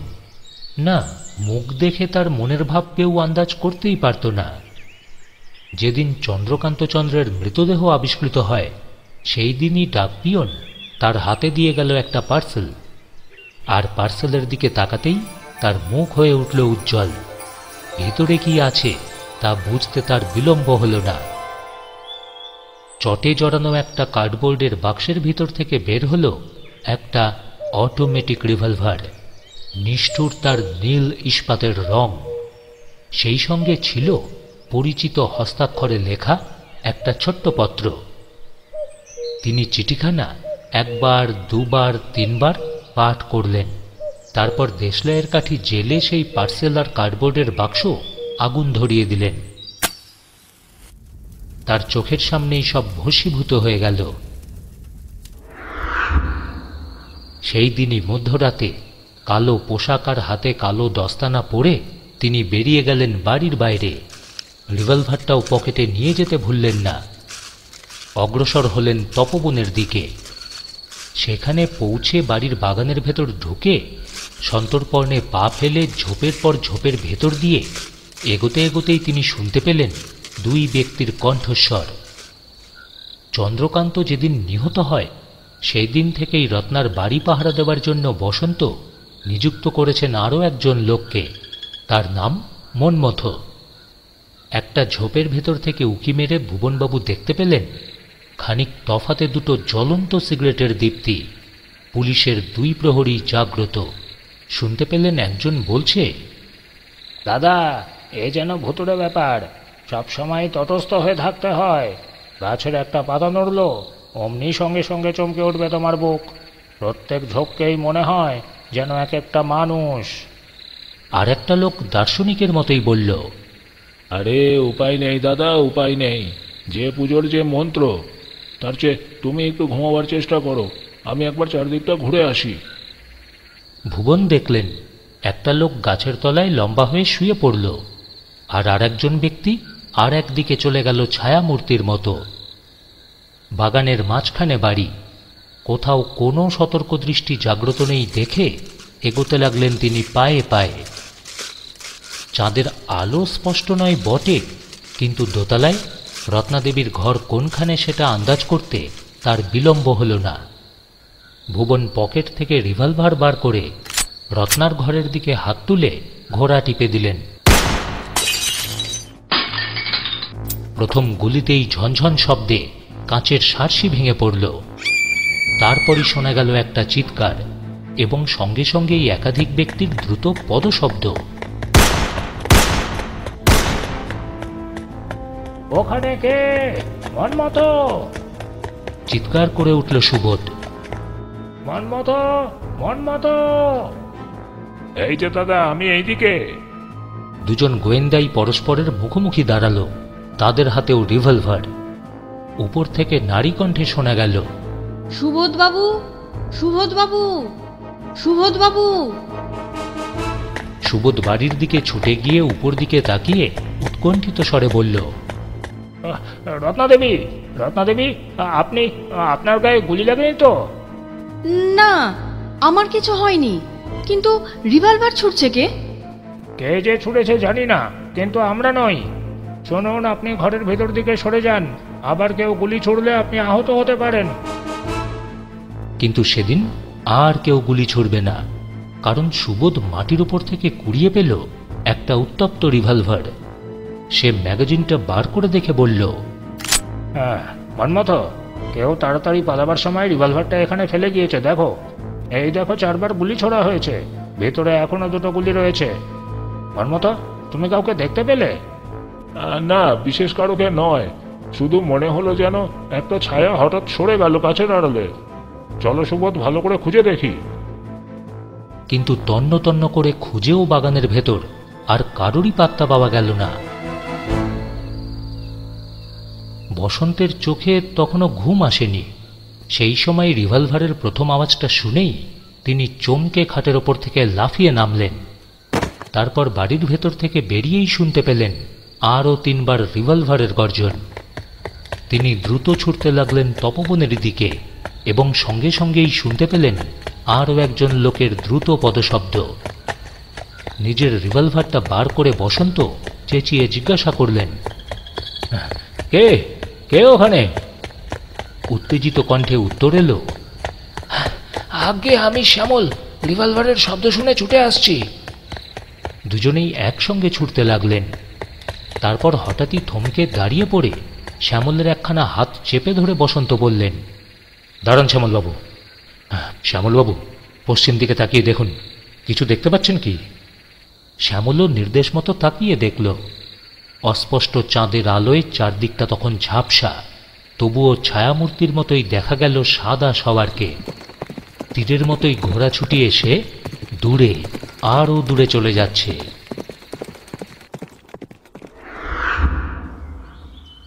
পরদিন সকালের চায়ের আসরে টেবিলের 3 দিকে বসেছিলেন বসন্ত, সোহনলাল আর শ্যামল। বসন্ত বললেন, সমস্ত ব্যাপারটাকেই নিজের বোকামি বলেই মনে হচ্ছে সোহন। একটা তথাকথিত প্রেতাত্মা এখানে প্রধান নায়ক হয়ে উঠল, কিন্তু সে যে কোনো অপরাধ করেছে না, এখনো পর্যন্ত এমন কোনো প্রমাণই পাওয়া যায়নি। একদিন এক নারীর চিৎকার শোনা গিয়েছে, আর মারা পড়েছে চন্দ্রকান্ত। তারপর ধরো কালকের রাত্রের ঘটনা, রত্নাদেবীর উদ্যানে হয়েছিল এক অনাহত ভদ্রলোকের আবির্ভাব। সেই যে সাদা সওয়ার, এ কথা তো জোর করে বলা যায় না, কিন্তু সে প্রথম শ্রেণীর গর্ধবের মতো রত্নাদেবীর ঘরের জানলা লক্ষ্য করে উপরে উপর 4 বার রিভলভার ছুঁড়েছে। সে নিশ্চয়ই জানত নিচের থেকে ওইভাবে গুলি ছুঁড়ে ঘরের ভেতর কাউকে না, হত্যা তো করা যাবে না।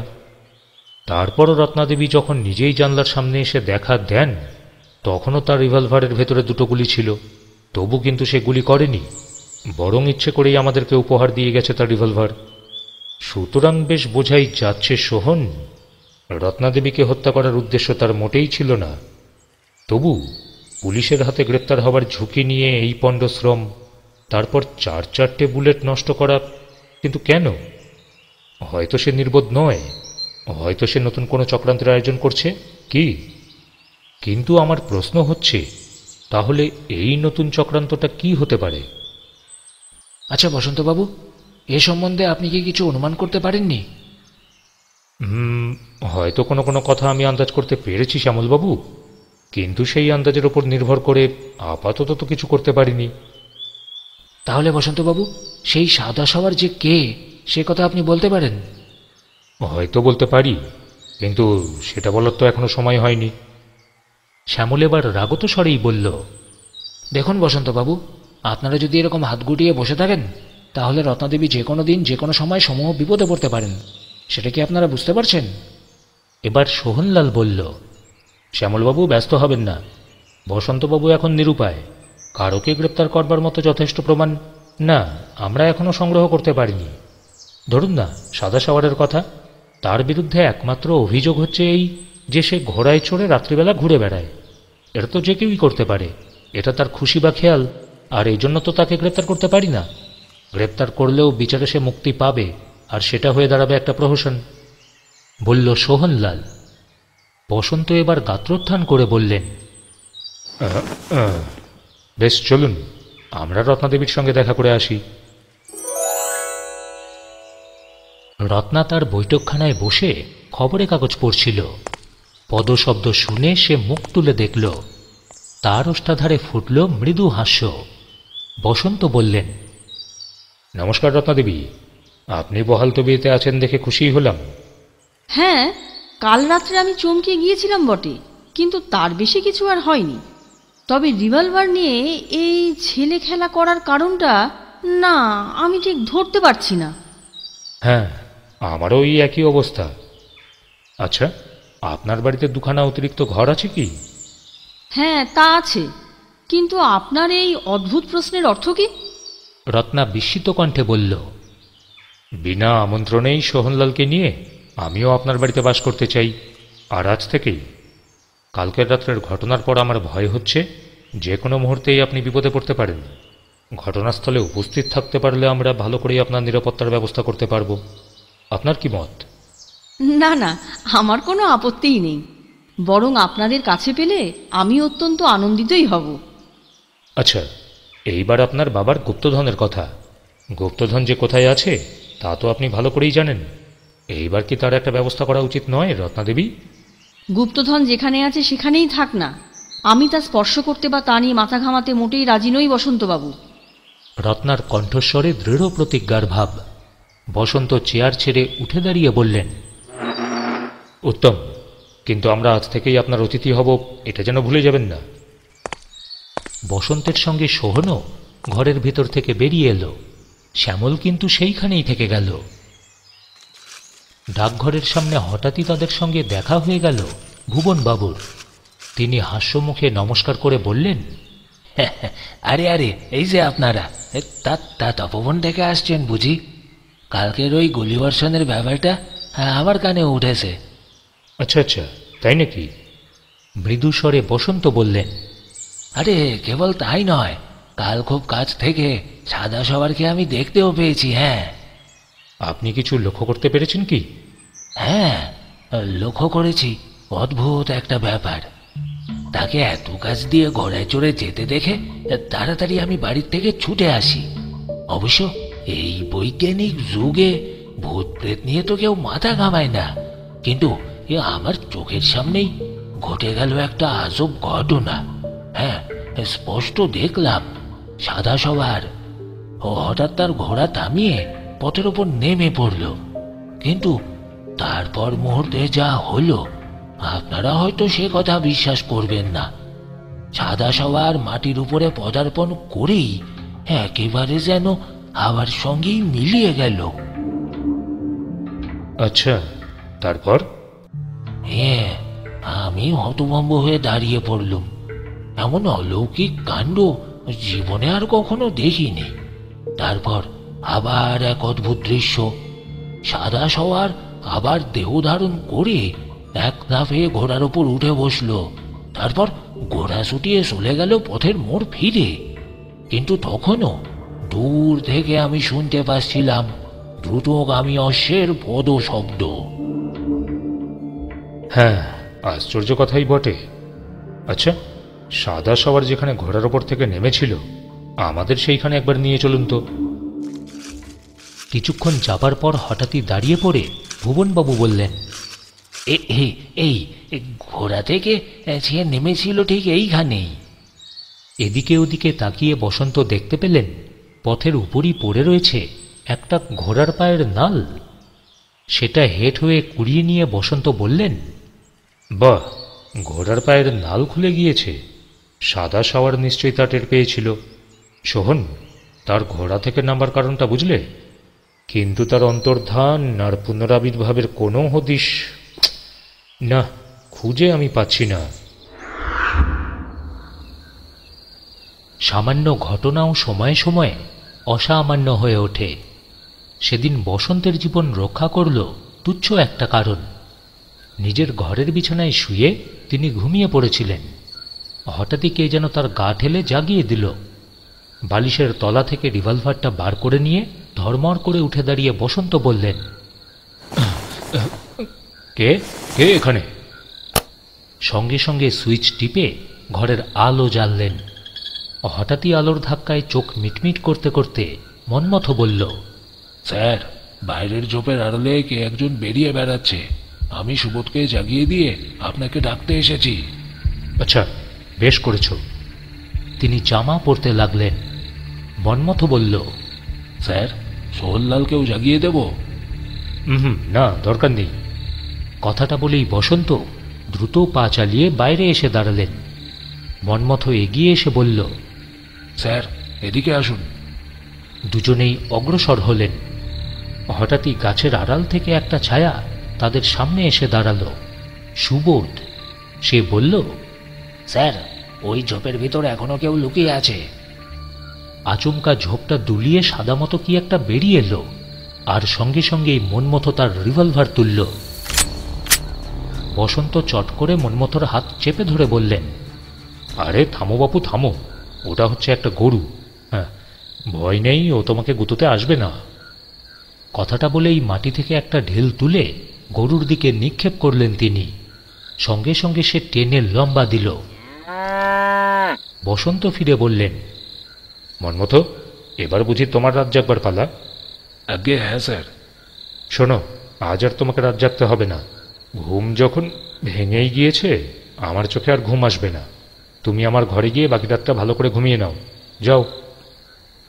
কিন্তু বসন্তের পাহারা দেওয়া আর হলো না, কারণ বাইরের ঠান্ডা হাওয়ায় দেখতে দেখতে তার দুই চোখেও ঘুম জড়িয়ে এলো। তার কতক্ষণ পরে তা তিনি জানেন না, কিন্তু আবারও কে যেন তার গা ধরে নাড়া দিতেই তিনি চোখ মেলে দেখলেন চারদিকে ধপধপ করছে দিনের আলো। এক লাফে দাঁড়িয়ে উঠে বসন্ত বললেন, ওহ, কি হুঁশিয়ার পাহারাদার আমি! হ্যাঁ। হনহন করে তিনি বাড়ির ভেতর গিয়ে ঢুকলেন। তারপর নিজের ঘরে প্রবেশ করে দেখলেন তখনও ভাঙেনি মন্মথর ঘুম। আজ কি সবাইকে ঘুমে পেয়েছে নাকি? এই বলে তিনি মন্মথর গা ধরে নাড়া দিয়ে বললেন, ওহে, উঠে পড়ো, বেলা হয়েছে। মন্মথ, মন্মথ, মন্মথ। তবু কোনো সাড়া নেই। বসন্ত সন্দিগ্ধ ভাবে মন্মথর জামার বোতাম খুলে তার বুকে হাত দিয়েই অত্যন্ত চমকে গেলেন। তার হৃৎপিণ্ড স্থির, মন্মথ বেঁচে নেই। প্রথমটা তিনি দাঁড়িয়ে রইলেন স্তম্ভিতের মতোই। তারপরই দেওয়ালের দিকে তার দৃষ্টি হল আকৃষ্ট। মন্মথর শয্যা পাতা ছিল দেওয়াল ঘেঁষে, এবং তার মাথার পাশে দেওয়াল বয়ে নিচে নেমে গেছে একটা সরু রাবারের নল। একটা ভেন্টিলেটরের ভেতর দিয়ে নলটা অদৃশ্য হয়ে গেছে বাইরের দিকে। তিনি তাড়াতাড়ি সেই দিকের জানলা খুলে দিয়ে বাইরের দিকে তাকিয়ে দেখলেন নলের অন্য প্রান্তটা বাইরের দেওয়াল বয়ে প্রায় বাগানের মাটি পর্যন্ত নেমে গিয়েছে। ঘরের ভিতর দিকে ফিরে মৃতদেহের দিকে তাকিয়ে বসন্ত অল্পক্ষণ কি যেন চিন্তা করলেন। তার মনে জাগলো একটা সন্দেহ। তিনি হেঁট হয়ে বসে একটা দেশলাই কাঠি জ্বালালেন। এবার জ্বলন্ত দেশলাইয়ের কাঠিটা মেঝের ইঞ্চি কয়েক ওপরে নিয়ে গেলেন। কাঠিটা তৎক্ষণাৎই নিভে গেল। আবারও একটা কাঠি জ্বাললেন, কিন্তু সেটাও নিভে গেল। সোজা হয়ে উঠে দাঁড়ালেন তিনি, বললেন, carbon monoxide. Carbon monoxide gas দিয়ে বেচারা মন্মথকে পরলোকে পাঠিয়ে দিল। হ্যাঁ, ভগবান সাক্ষী, এই কাজ যে করেছে ফাঁসি কাঠে তাকে ঝুলতে হবেই।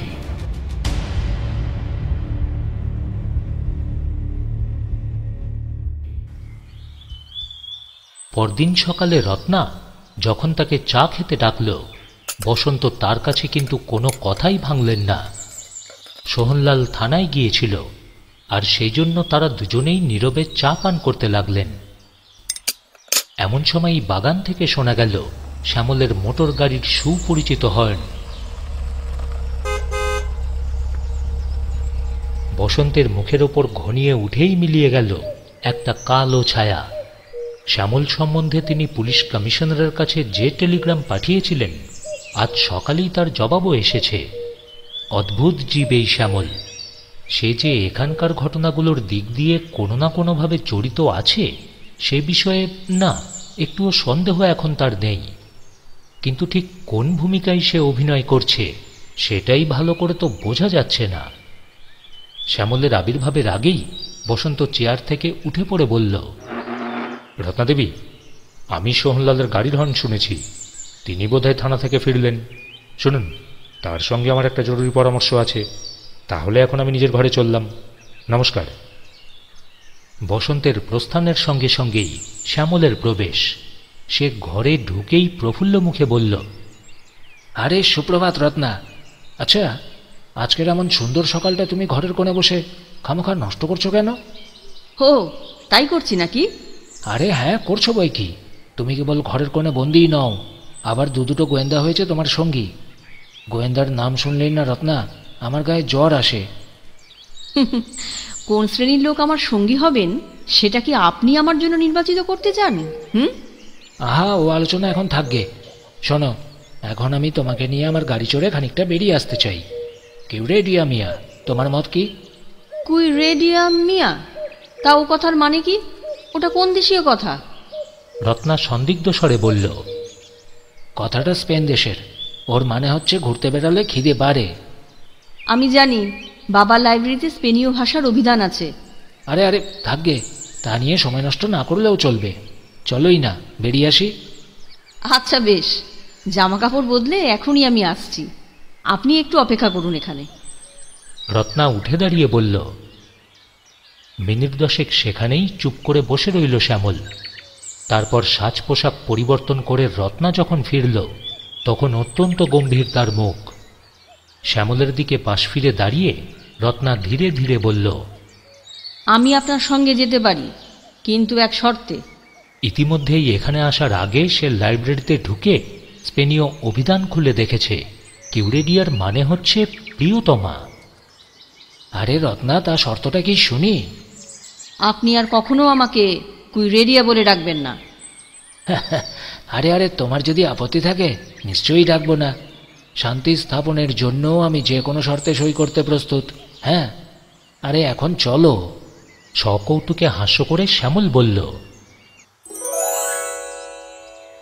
রোদে কাঁচা সোনার আভাস, আকাশে নীলপদ্মের রং, বাতাসে মধুর স্নিগ্ধতা। তরুমর্মর ও পাখির গান শুনতে শুনতে এবং মাঠে মাঠে ছবির পর ছবি দেখতে দেখতে গাড়ি চড়ে তারা এগিয়ে চলল। তারপর রাজবাড়ির প্রাচীন ধ্বংসাবশেষের কাছে এসে গাড়ি থেকে নেমে পড়ল দুজনেই। ধ্বংসাবশেষের পাশেই ছিল ছোটখাটো পাহাড়ের মতো একটা উচ্চভূমি। সেই দিকেই অঙ্গুলি নির্দেশ করে রত্না বলল, ওখানে আমি কখনো যাইনি। আচ্ছা বেশ, চলো। শ্যামল মৃদু স্বরে বলল। উচ্চভূমির টঙে গিয়ে দেখা গেল দিকে দিকে বিচিত্র সবুজের সমারোহ। রত্না উচ্ছ্বসিত কণ্ঠে বলল, আরে বাহ, কি চমৎকার! শ্যামল কোনো কথাই বলল না। রত্না বলল, তা শ্যামলবাবু, আপনি হঠাৎ বোবা হয়ে গেলেন কেন? উপায় কি, আমার ওপর হুকুম হয়েছে, আমি কিউরেডিয়া বলতে পারবো না। তাহলে যাকে ভালোবাসি তাকে আমি কি বলে ডাকবো? আচ্ছা, তুমি না হয় আমাকে সেটা বলে দাও। রত্না মাথা নত করে স্থির হয়ে দাঁড়িয়ে রইল নির্বাক মুখে। শ্যামল বলল, হ্যাঁ, তোমাকে আমি ভালোবাসি। আর আজ এই কথাটাই জোর করে বলতে চাই আমি রত্না। কাল যদি আমাকে হঠাৎ এখান থেকে চলেও যেতে হয়, তোমার সঙ্গে যদি আর কোনোদিন কখনো আমার দেখা না হয়, তাহলেও তুমি চিরদিনই আমার মনকে অধিকার করে থাকবে। কি হলো রত্না, এখন তুমি কথা বলছো না কেন? যা বললাম আমি তা বুঝতে পেরেছো কি? হ্যাঁ। খুবই আস্তে বলল রত্না। আচমকা শ্যামলের 2 বাহু বেষ্টন করে ধরল রত্নার দেহকে। তারপর তন্ময় দৃষ্টিতে তার মুখের দিকে তাকিয়ে শ্যামল গাঢ় স্বরে ডাকল, রত্না, রত্না। রত্না তখনও কিছু বলল না এবং নিজেকেও তার আলিঙ্গন থেকে মুক্ত করে নেবার চেষ্টাও করল না। তারপরই শ্যামল করল তার মুখচুম্বন। তার ললাটে, তার কপালে, তার ওষ্ঠাধারে এসে পড়ল চুম্বনের পর চুম্বন। রত্না তখনও কোনো আপত্তি করল না বটে, কিন্তু শ্যামলের হাত ছাড়িয়ে একটু তফাতে গিয়ে ধীরে ধীরে বলল, এইখানে ঘাসের উপর বসুন, আপনার সঙ্গে আমার কথা আছে। শ্যামল তার কথা মতো সেইখানেই উপবেশন করল। কাপড়ের গিট খুলে একটা কাগজ বার করে রত্না বলল, শ্যামলবাবু, এটা হচ্ছে একখানা টেলিগ্রাম। বসন্তবাবু এটা পড়ে ছিঁড়ে ওয়েস্ট পেপার বাস্কেটের ভেতর ফেলে দিয়েছিলেন। তারই একটা কাগজ উড়ে ঘরের মেঝের উপর গিয়ে পড়েছিল। তাতে আপনার নাম দেখে আমি সেটা সেখান থেকে কুড়িয়ে নিই। তারপর অন্য খণ্ডগুলো পাশাপাশি সাজিয়ে সমস্ত টেলিগ্রামটা আমি পাঠ করি। শ্যামল সেটা পাঠ করল। টেলিগ্রামটা লেখা ছিল ইংরেজিতে, তার বাংলা অনুবাদ এই রকম: বসন্ত, তুমি শ্যামল কুমার সেনের কথা জিজ্ঞাসা করছো। বোম্বাই পুলিশ তাকে খুবই চেনে। রাহাজানি ও বিষ দিয়ে নরহত্যা প্রভৃতি মামলায় সে জড়িতও হয়েছিল। বোম্বাই এসে 1 বছর জেলও খেটেছে। আপাতত তার বিরুদ্ধে তুমি কোনো কাজ করো না, তার গতিবিধি লক্ষ্য করো। তোমার কথা মতো তাকে গ্রেপ্তার করবার ওয়ারেন্ট পাঠাচ্ছি বটে, কিন্তু এখন তাকে গ্রেপ্তার করবে না। সুধাকান্ত চৌধুরী। শ্যামলবাবু, এসব অভিযোগ নিশ্চয়ই সত্য নয়? রত্না কাতর কণ্ঠে বলল, হ্যাঁ, সত্য। শ্যামল স্পষ্টভাবেই উত্তর দিল, আপনি 1 বছর জেল খেটেছেন? হ্যাঁ হ্যাঁ হ্যাঁ। কিন্তু কেন? রত্না, এখন আমি সেই প্রশ্নের উত্তর দিতে পারবো না। আর রাহাজানি নরহত্যা? হয়তো তাই। রত্নার মাথা ঘুরতে লাগলো, তার সারা দেহ অবশ হয়ে এলো। সে ঘুরে পড়েই যাচ্ছিল। শ্যামল তাড়াতাড়ি 2 হাতে তাকে ধরে ফেলল।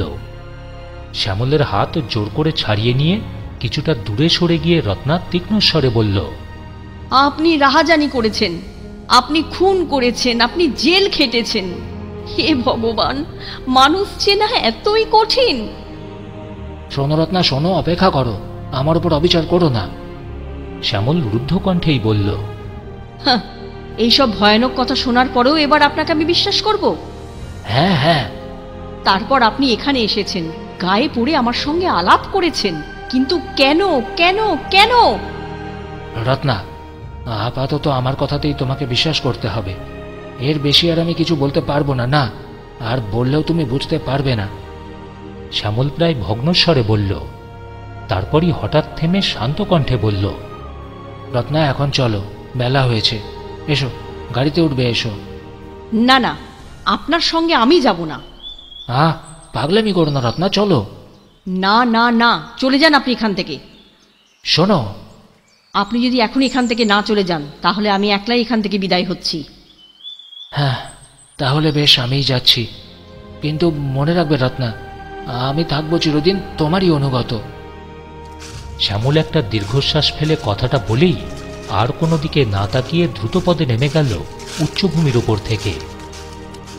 তারপর নিজের গাড়িতে গিয়ে উঠে গাড়ি চালিয়ে দিল।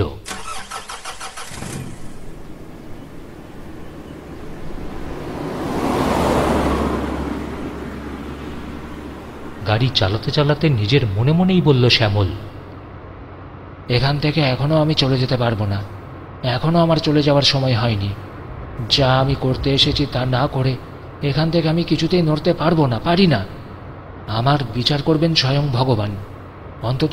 অন্তত আর 1 সপ্তাহ আমাকে রাধাপুরেই বাস করতে হবে, আর তার ভিতরেই নিশ্চয়ই ভগবান আমার উপর সদয় হবেন। আর 1 সপ্তাহ? কিন্তু এই 1 সপ্তাহ, সেটা যে কি ভীষণ বিপজ্জনক, শ্যামল মনে মনে সেটা উপলব্ধি করতে পারল। বন্ধুরা, আপনারা শুনছিলেন সূচিপত্রের গল্পে অনির্বাণের সঙ্গে আজকের গল্প। হেমেন্দ্র কুমার রায়ের কলমে একটু ভিন্ন স্বাদের রহস্য রোমাঞ্চ কাহিনী গুপ্তধনের দুঃস্বপ্ন প্রথম পর্ব। আর তো মাত্র 1টা সপ্তাহ বাকি, তারপরেই আপনারা জানতে পারবেন গুপ্তধন কি আদৌ আছে, আর কেই বা পাবে সেই গুপ্তধন। এই গুপ্তধন উদ্ধার করতে গিয়ে আরো কাউকে কি জীবন দিতে হবে? আর সাদা সওয়ার, এই সাদা সওয়ারি বা কে? ভুবনবাবু, বিনয়বাবু, নাকি বা শ্যামল? আর রাতের বেলা সেই রহস্যময় নারীর আর্তনাদ, কার কণ্ঠ থেকে বেরোয় আর্তনাদ? কে সে নারী? সে কি রত্না? রহস্য তো এখনো পুরোটাই বাকি। আর তা জানতে হলে অবশ্যই আপনাদের থাকতে হবে গল্পের দ্বিতীয় তথা অন্তিম পর্বে। আর আপনি যদি এখনো পর্যন্ত আমাদের চ্যানেলটি সাবস্ক্রাইব করে বেল আইকন প্রেস না করে থাকেন, তাহলে তো দ্বিতীয় পর্বের নোটিফিকেশন আসবেই না। সেই জন্য তো এখনই সাবস্ক্রাইব করে ফেলুন সূচিপত্রের গল্পকে, সঙ্গে পাশের বেল আইকনটি প্রেস করতে যেন ভুল না হয়। আবারও ফিরছি গল্পের দ্বিতীয় তথা অন্তিম পর্বের সঙ্গে। ততদিন সকলে ভালো থাকুন, সকলকে সুস্থ রাখুন।